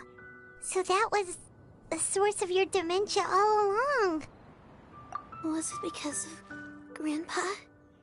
Indeed, I fell in love. Though he was human, he had spent his entire life training on Mount Tianheng. When we met, it was not only my first foray into the world below, but his as well. Although clumsy and impulsive as he was, you'd think he was the real strange bird among the two of us. But still, just like me, he cared deeply about the world and wanted, more than anything, to cleanse it of all pain and suffering. I could not help but fall for him. But my time continued to tick away. Those 10 years passed by in a flash. Yet I did not want to leave his side, so Oh no, what happened next? I committed an offense. I wanted to stay with him, even if it meant living a life full of pain and suffering, even if it meant that I would eventually turn into a monstrosity. I knew I had betrayed Master's hopes, but I was too ashamed to face her. So I wrote her a long letter instead and asked someone to leave it outside her abode. I was convinced that she would not support my decision, and I lacked the courage to speak to her face to face. In my shame, I fled, and tried to hide from the world, such that no one would be able to find me again. But that was only the beginning of my troubles. I began to suffer from a strange illness.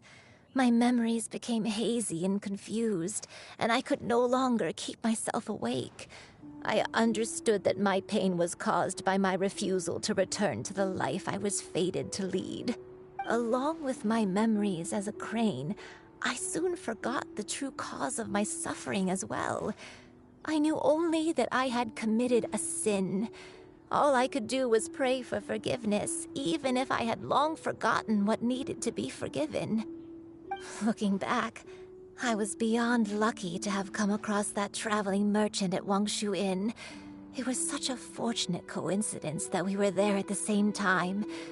If it weren't for those soul-revitalizing tea pills, I probably would have... Granny, what's wrong? Coincidence? Why did I ever think it was a coincidence? Tea pills concocted using the blood of an adeptus? No, it couldn't be. Master, don't tell me. Back then, that merchant was actually... Human custom would dictate the conferral of gifts to be in order when one's progeny is wedded, would it not? Consider the pills a symbol of one's best wishes. So when I tried to conceal my name and mistakes from the world and hide myself away in perpetuity, the only person I managed to deceive was myself. You knew where I was all along. One still remembers when you were but a fledgling. You possessed a certain fondness for a particular game. You would hide yourself among a group of wild cranes and ask one to pick you out from among the flock. One found you with such ease every time. 'Tis a truth most evident. One always recognizes one's own, no matter what form they may take. Wait! Paimon's confused! So, Cloud Retainer, you found Yuendai again? But how? When? And what happened after that? Perhaps it is now time for one to recount the rest of the tale.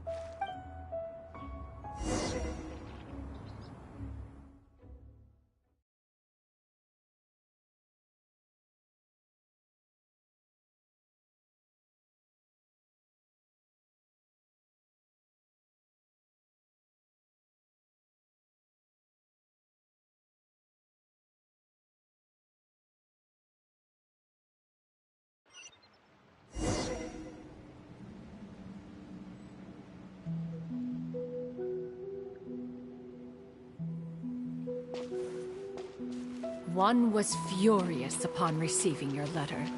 Seized with anger, one set out to bring you to your senses.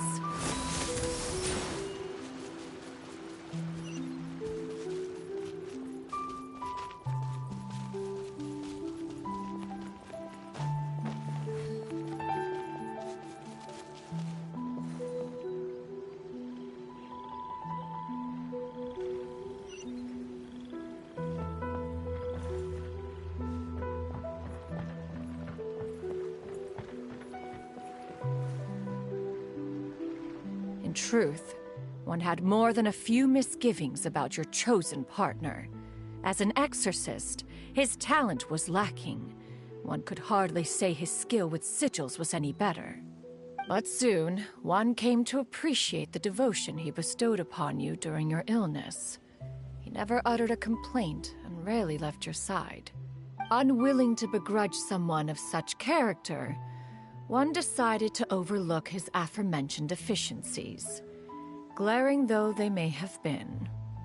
Wishing to grant you a life without regrets, one gathered many divine ingredients and used one's own blood to create a form of medicine. Though imperfect, it managed to suppress the more dire effects of your illness. As for how to deliver the medicine, after much contemplation, one eventually decided to perform the deed oneself. One took great care to alter one's features and select the appropriate attire. Only after meticulous scrutiny did one finally set out for Wangshu Inn. As one expected, you were most ignorant of one's true identity. You showed not even the slightest inkling of recognition. One was quite torn. Should one have celebrated the success of one's disguise, or mourn the loss of your acquaintance?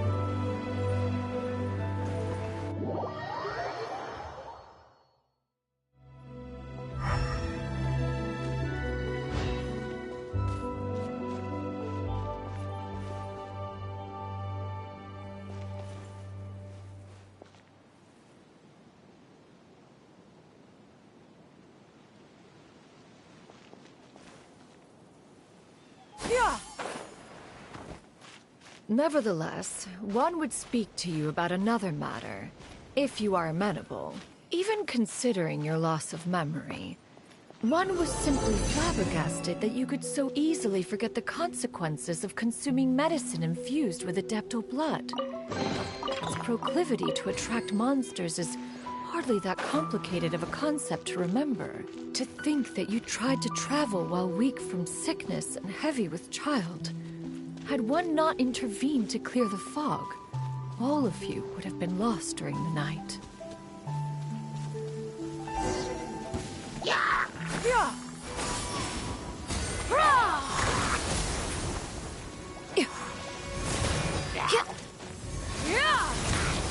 Skyward!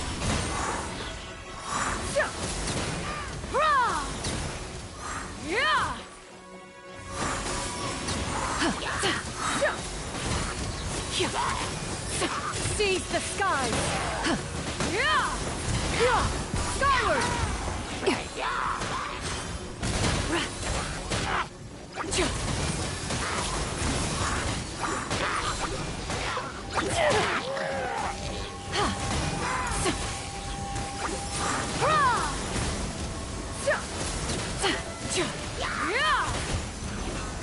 Scatter! Scatter! Skyward! Make way for the Adeptus!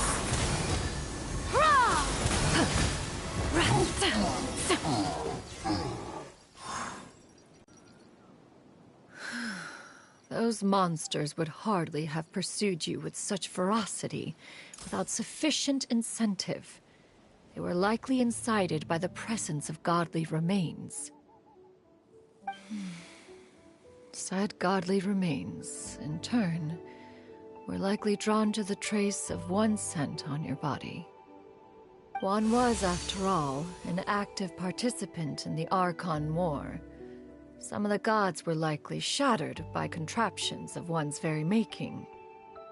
In the end, one was relieved to see you endure through the night. At the break of dawn, One heard an infant's cry pierce through the air, and one saw you carefully cradle the child to your chest. Although certain mortal matters remain foreign to me, one could not help but be moved by your joy. To see you happy, that was more than enough.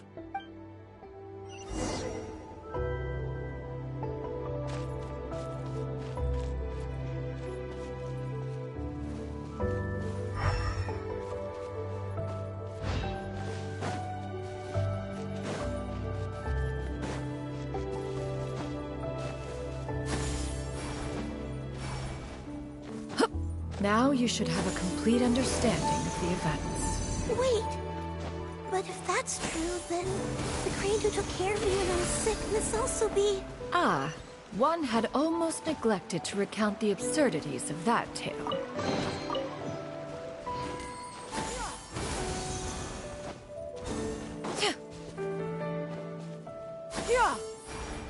Hit!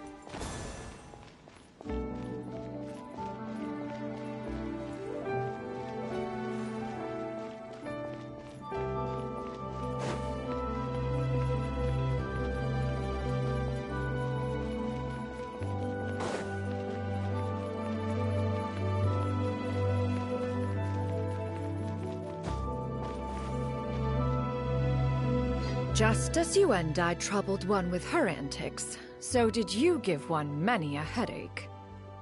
Upon finding you burning with fever, one made plans to bring you back to one's abode for treatment.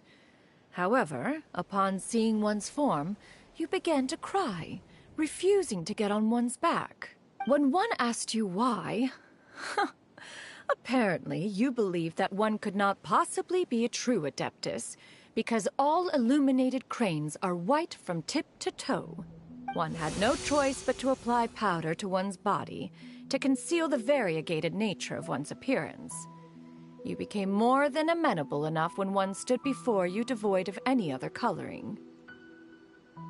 It bears mentioning, however, that as a crane, Yuendai was nearly entirely pure white in color. Though you had never encountered her in that form, you still recognized the essence of her being. Perhaps fate brought you two together in more ways than one.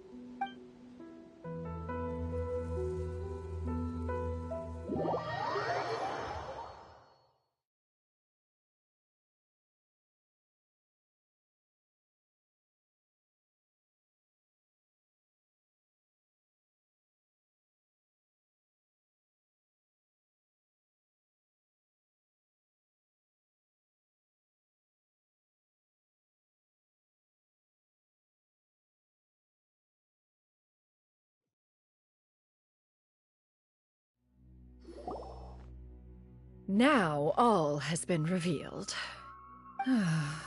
One owes you an apology, you and I. One recognized you upon your very entrance into Wanmin Restaurant. One has always viewed you as a disciple of equal standing with Ganyu and Shenhe. Indeed, one wished to bring your story to a satisfactory end with this visit to Liyue Harbor. Still, one could not reveal your identity right away. Had one simply informed you of all you had lost, all those cherished memories would merely have become the fictionalized account of another. Memories are most meaningful when recalled by those who lived through them. Would you not agree? Even if the process was painful and arduous to experience. Have you any fears? Master, I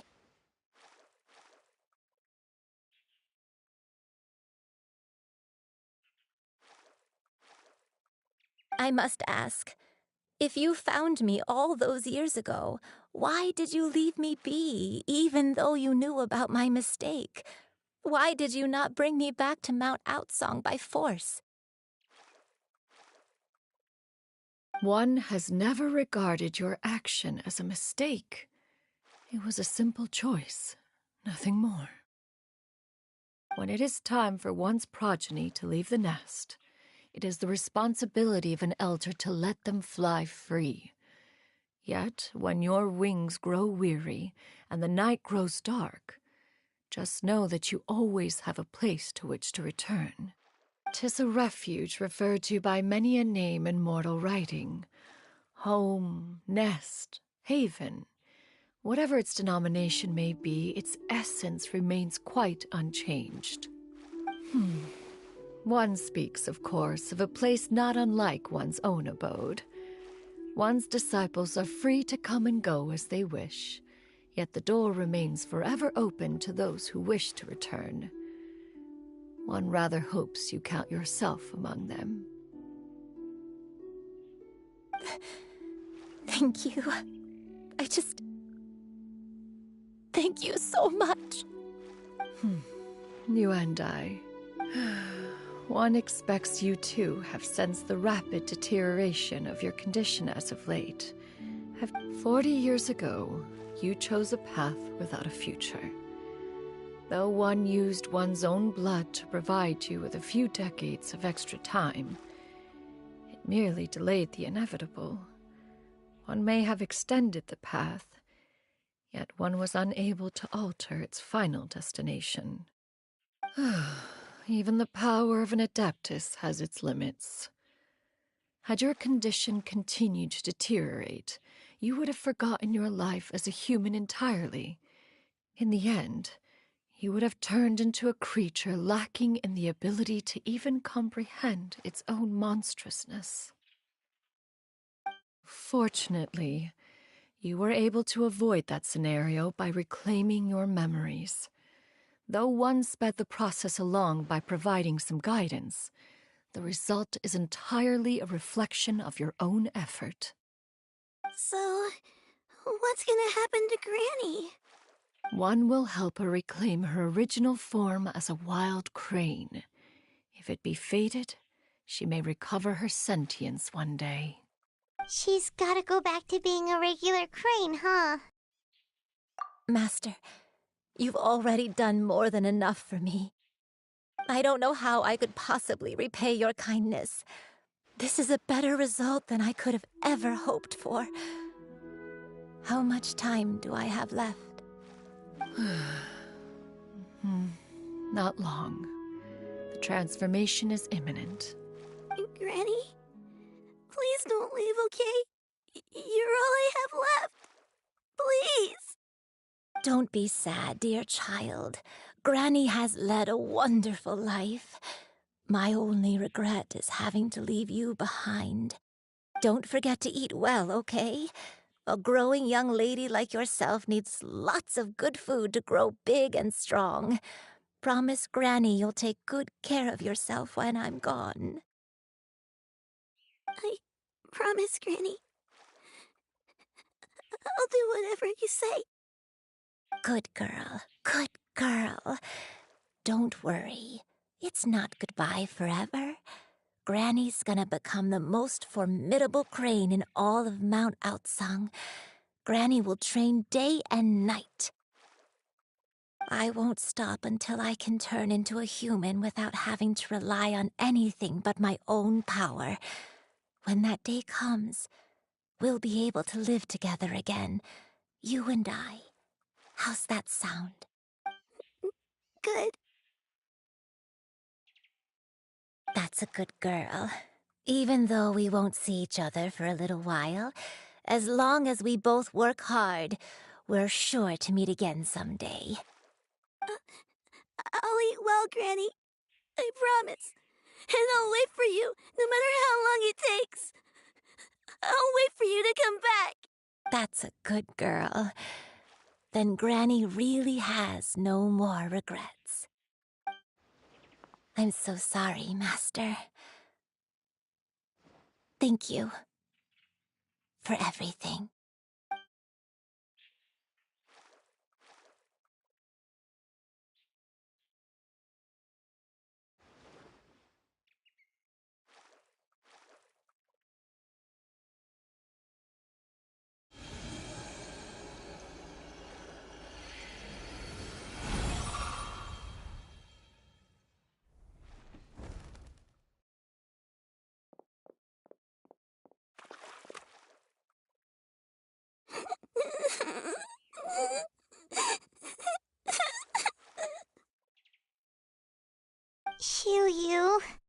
Let her be.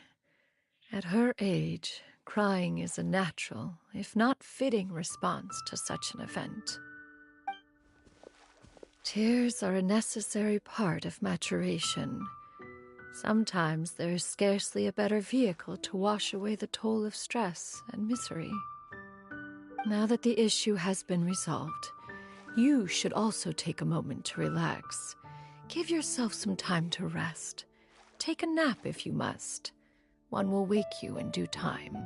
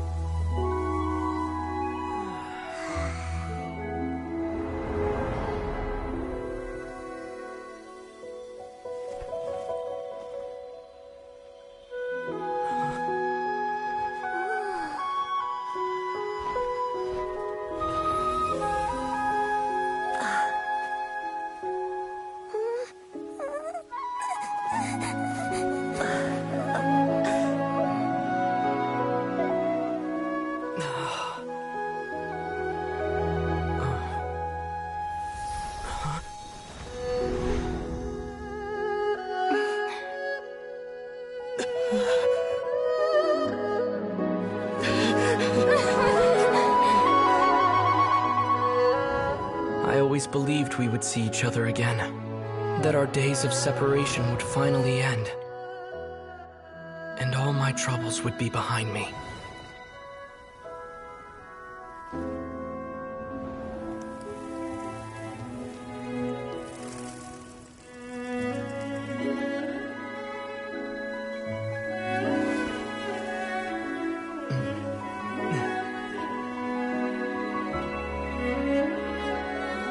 If only things could stay this way forever.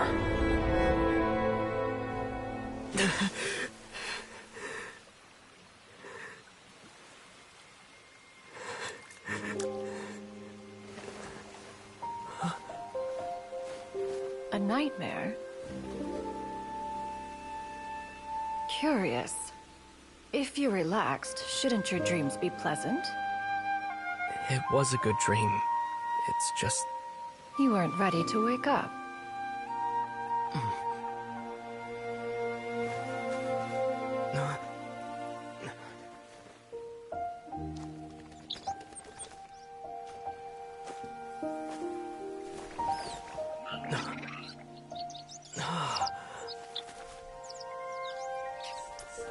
Eloquent as one may be, words of comfort are not one's strong suit.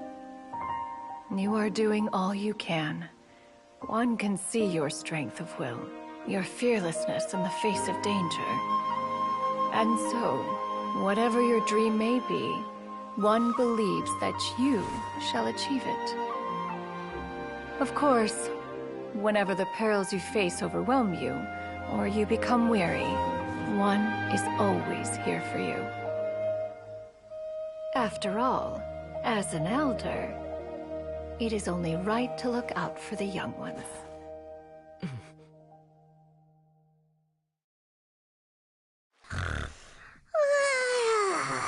Grilled chicken drumsticks. Huh?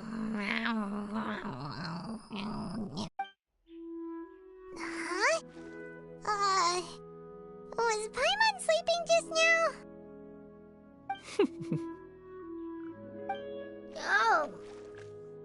Oh, Paimon wasn't talking to you. Paimon had a dream about eating grilled chicken drumsticks, that's all. Madam Adeptus? Oh, Shuyu, you're awake. How do you feel? I feel a little better. Thanks. I know I'll see Granny again someday, so I don't feel so sad anymore. Madam Adeptus, could I ask you something? Would you take me in as a disciple? Oh, and have you reasons for this sudden interest? I know Granny thought what she did back then was wrong. She felt really bad about it. But without that mistake, I would have never been born. Even though Granny lost her memories, she never forgot to show me how much she loved me. So, I thought maybe one day I could become a cool Adeptus like you and help a whole bunch of people, just like Granny wanted to do. Upon some reflection, one supposes you are no mere mortal. The fact that Yuendai's blood flows through your veins is proof enough of that. If this is what you desire, one shall make it so. Thank you so much, Madam Adeptus. No, I mean, Master. Chuyu, are you sure about this? Paimon's gonna let you in on a little secret. We've seen Cloud Retainer's 2 other disciples, and they pretty much eat nothing but bitter herbs like chin-chin and violet grass. If you join them, you'll never enjoy Wanmin Restaurant's delicious cooking ever again. How utterly preposterous. One has never enforced such a rule. Every individual must find their own path to enlightenment. So long as one retains a pureness of spirit, one's dietary proclivities are quite irrelevant. Well, you say that, but Paimon's not seeing any tasty treats up here now, is she? Although Mount Outsong is rich in natural beauty, its location does preclude access to certain finer mortal comforts. That is precisely why one plans to relocate to Liyue Harbor. Shu Yu shall have the honor of becoming one's first disciple in the human world. Whoa, you're leaving Mount Outsong? One has never concerned oneself with the location of one's residence. From the very beginning, one has sought only solace and peace. Yet in the end, all of one's disciples ended up in Liyue Harbor. Ganyu, Shenhe, Yuandai. They all chose a life among the mortal world. One has reflected on this fact for many years now. One can only assume that it is due to some failing on one's part as an elder or master. A failing, perhaps, of recognizing what it was they truly wanted. One is most curious as to what aspect of Liyue Harbor could have enticed them to remain there. One could hardly offer an opinion on the matter, but perhaps some time in the harbor will prove instructive. Why are you all so silent? Paimon is, just a bit shocked, that's all. So, does this mean we can grab a meal together in Liyue Harbor sometime? One has precious little time to squander. However, if one finds oneself otherwise unoccupied, one would not be opposed to the idea. One will be assuming the identity of a human while residing in Liyue Harbor. You should take care to avoid disclosing one's true identity. Don't worry, we'll help you keep it a secret. So, when can we expect to start seeing you in the city? Perhaps in 2 days' time. One has some matters to see to before one's departure. Preparation is the key to success, after all. One plans to put up various items from one's collection for sale. The earnings should provide for a comfortable living in Liyue Harbor. One has already picked out a handsome property near Chuhu Rock. 'Tis no small purchase, but what is mortal life if not one expense after another? Seems like you've really thought of everything. Then how about we meet up in Liyue Harbor in 2 days? A sensible plan. See you then. Oh, also, why don't you take this suspensus somnium mechanism as a souvenir? Anytime you should feel ill at ease in the future, you may try quieting your mind and sitting in meditation as you listen to its melodies. It might help you find a new perspective. Awesome! Thanks, Cloud Retainer! Hey, didn't we promise Shincho that we'd tell him what we found out? Should we make a trip to the Feiyun Commerce Guild? It's totally up to you.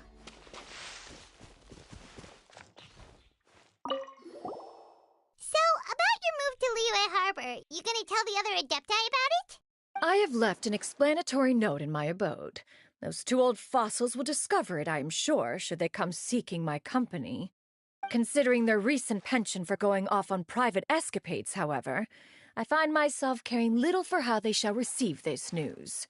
By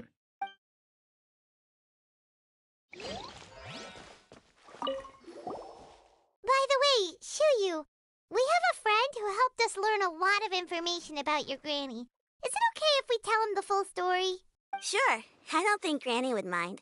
As long as you don't tell a whole bunch of people. I don't think she'd want too many people to know. They might go to Mount Outsong and start bugging her about it.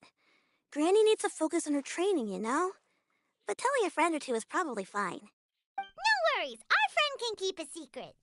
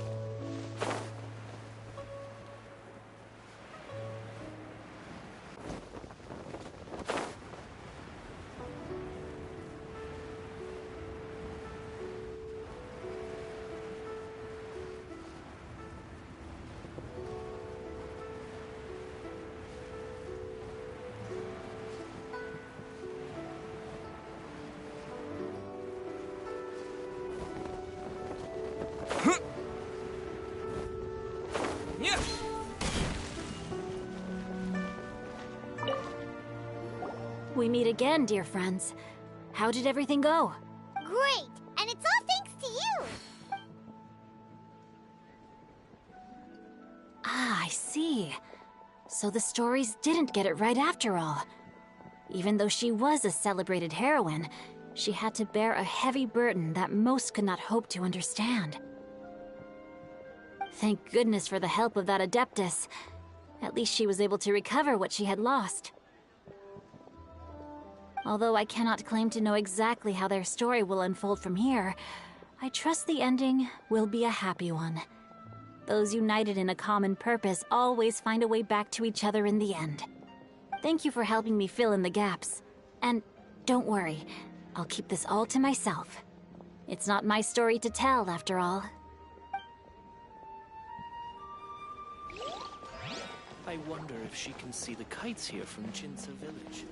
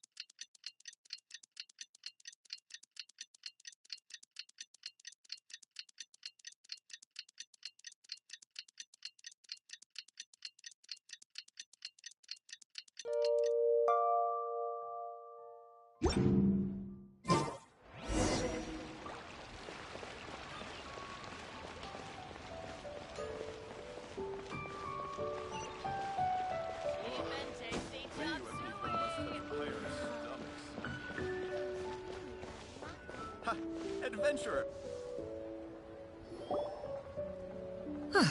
Your concerns are excessive and unfounded.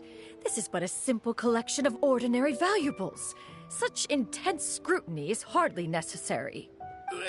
To be quite honest, your insistence on that fact is my primary cause for concern.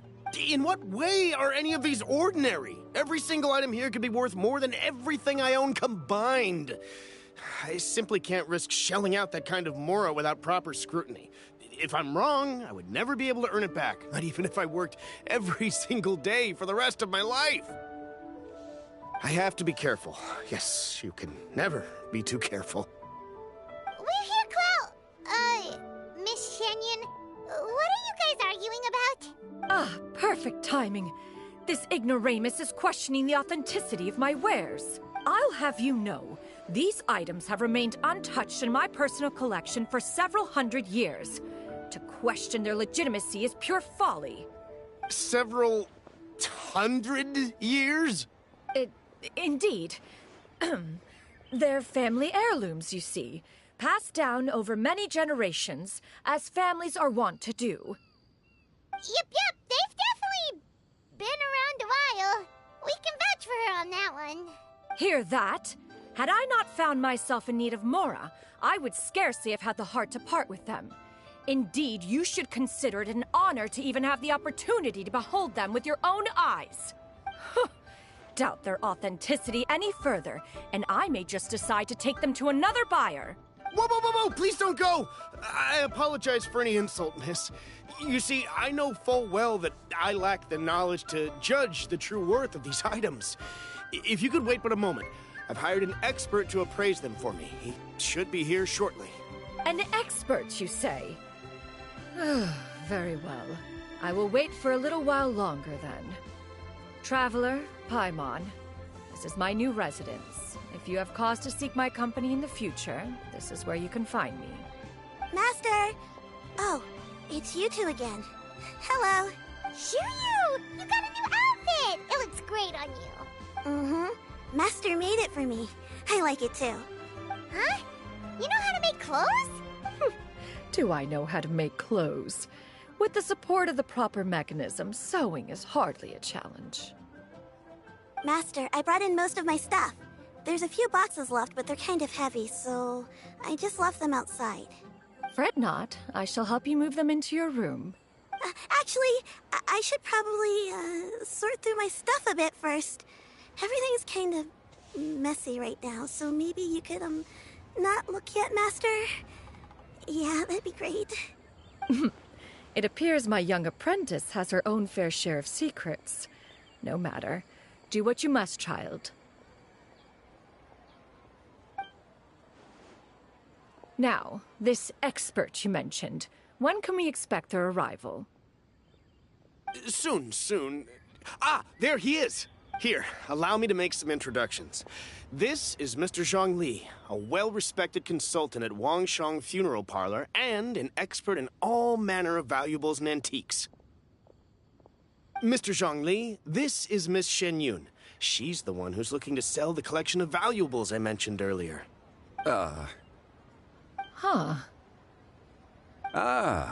If it isn't Miss Shenyun. It has been quite some time since our last meeting. What a serendipitous reunion.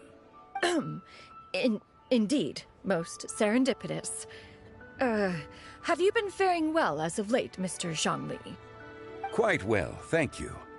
I was fortunate enough over the past few days to enjoy both a stroll in the mountains and a fresh brew of tea from the most recent harvest.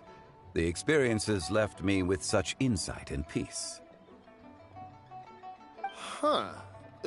So you two are already acquainted? Indeed. How fortunate we are that fate has brought us together again. If you are otherwise unaware, allow me to inform you that Miss Shenyun is a well-regarded collector and appraiser. She is well-versed in all fields, and oft-celebrated for her impeccable taste.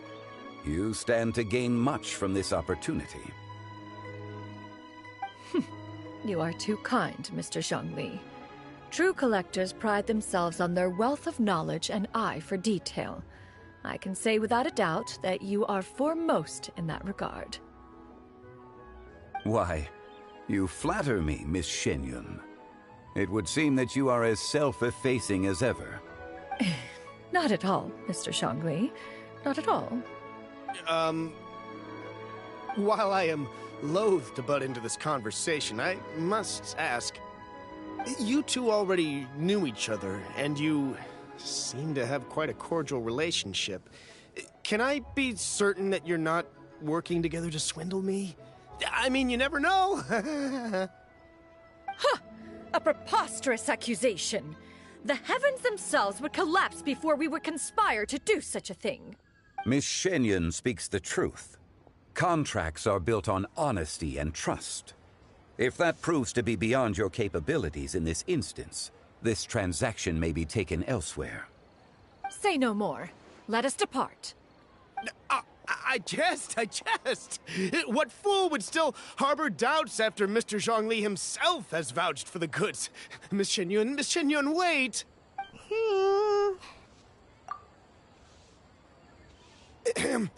I deeply apologize for doubting you. So, Mr. Zhongli, could you please give me a final verdict on the value of these items? There is no cause for concern. They are indeed rare and precious valuables. Take this mechanism, for instance. Though one may not immediately perceive its purpose, its structure and appearance are exquisite enough to merit it a place in any fine home. The same can be said for this one here. Few could hope to possess an item that so perfectly blends mechanical wonder with geometric grace. I am sure you have heard from your travels that the study of mechanisms is among the most wondrous arts in this world. With that in mind, I earnestly recommend procuring every last item in this collection. All right. Since I hired you as my consultant, Mr. Zhongli, I shall, of course, trust your good opinion. Then, in that case, Miss Shenyun, I'll take the lot. However, since the final sum is quite large, how about we start with an initial deposit through the Northland Bank? The Northland Bank? Huh. Oh, you refer to the fiduciary house. Oh, very well. I fear people only use the term bank nowadays. In that case, I'll be off for now. I'll return to collect the goods once you've received the funds.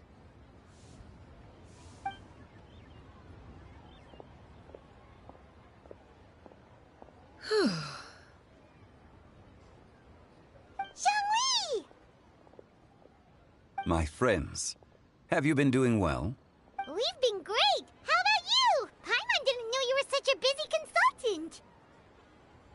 My days have been quite pleasant as well. I had been quietly enjoying a cup of tea when Mr. Xiaozu requested my services. As for you, Miss Shenyun, I presume you must be looking to settle in the city? I must say, the name Shenyun sounds exceedingly strange coming from you. Perhaps you could dispense of that particular epithet in further conversation. Whatever for.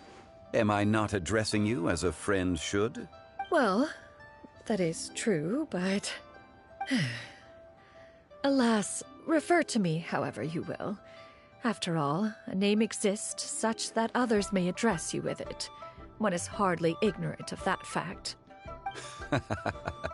It would seem that you have gained many valuable insights over the years, Cloud Retainer.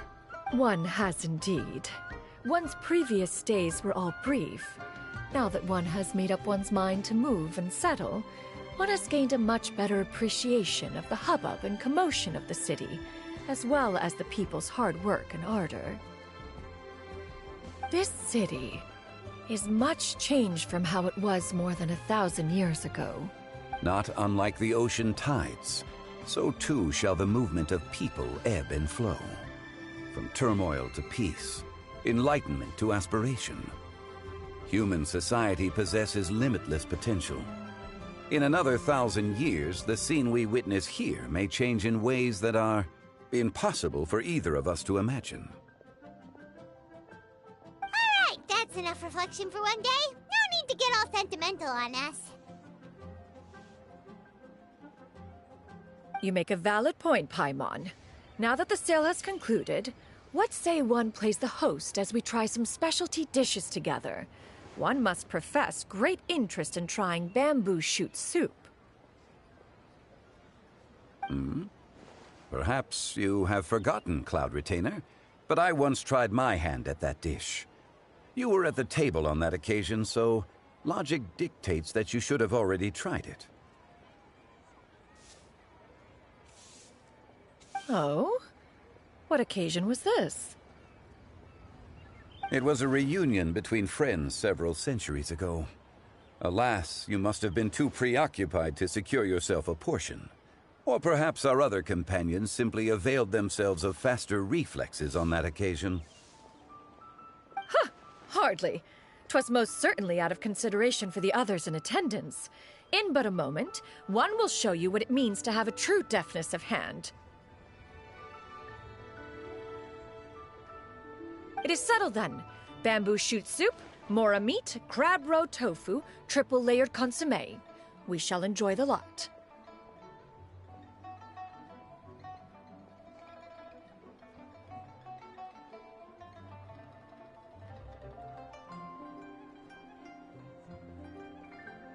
One has already passed word to Shenhe and Ganyu to make a reservation. It is prime time for them to meet one's newest disciple. Is that agreeable to everyone?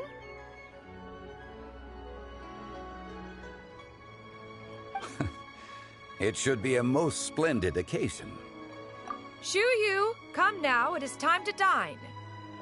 Ah, this gentleman over here is Mr. Zhang Li. He is,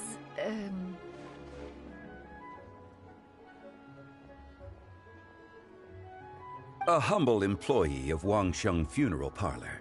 Pleased to make your acquaintance.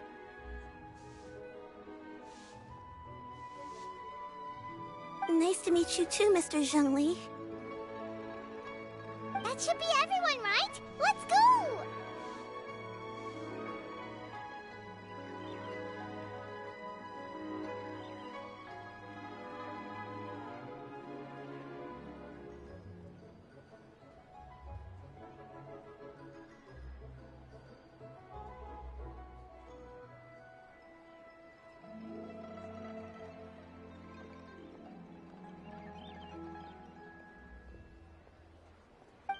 Sounds good.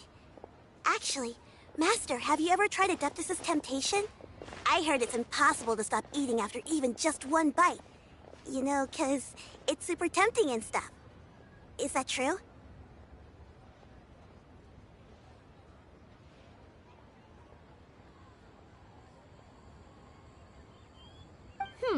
That sounds rather implausible.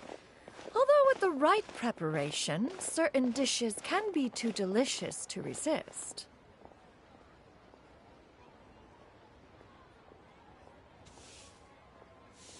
Huh? Why are you all walking so fast? Hey, wait for Paimon!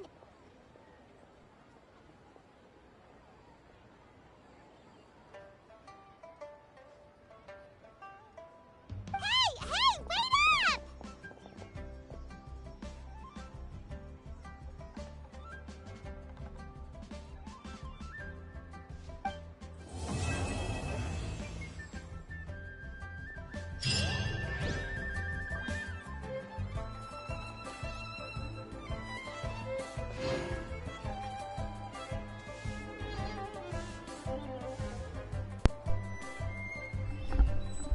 I should know that the shady merchant wasn't the guy because he erased himself from history and basically that's how it is. Wow. Oh god. Let me check the comments. Normally I don't turn on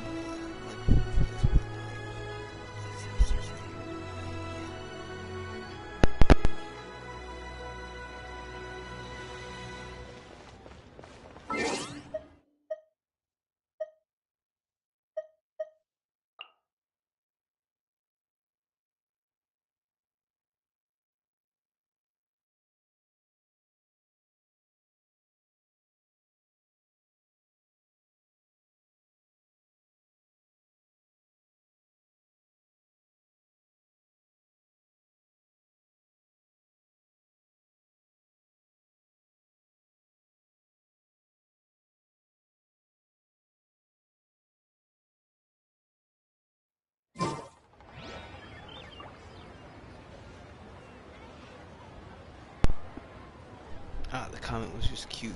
Anyways, it's time to explore.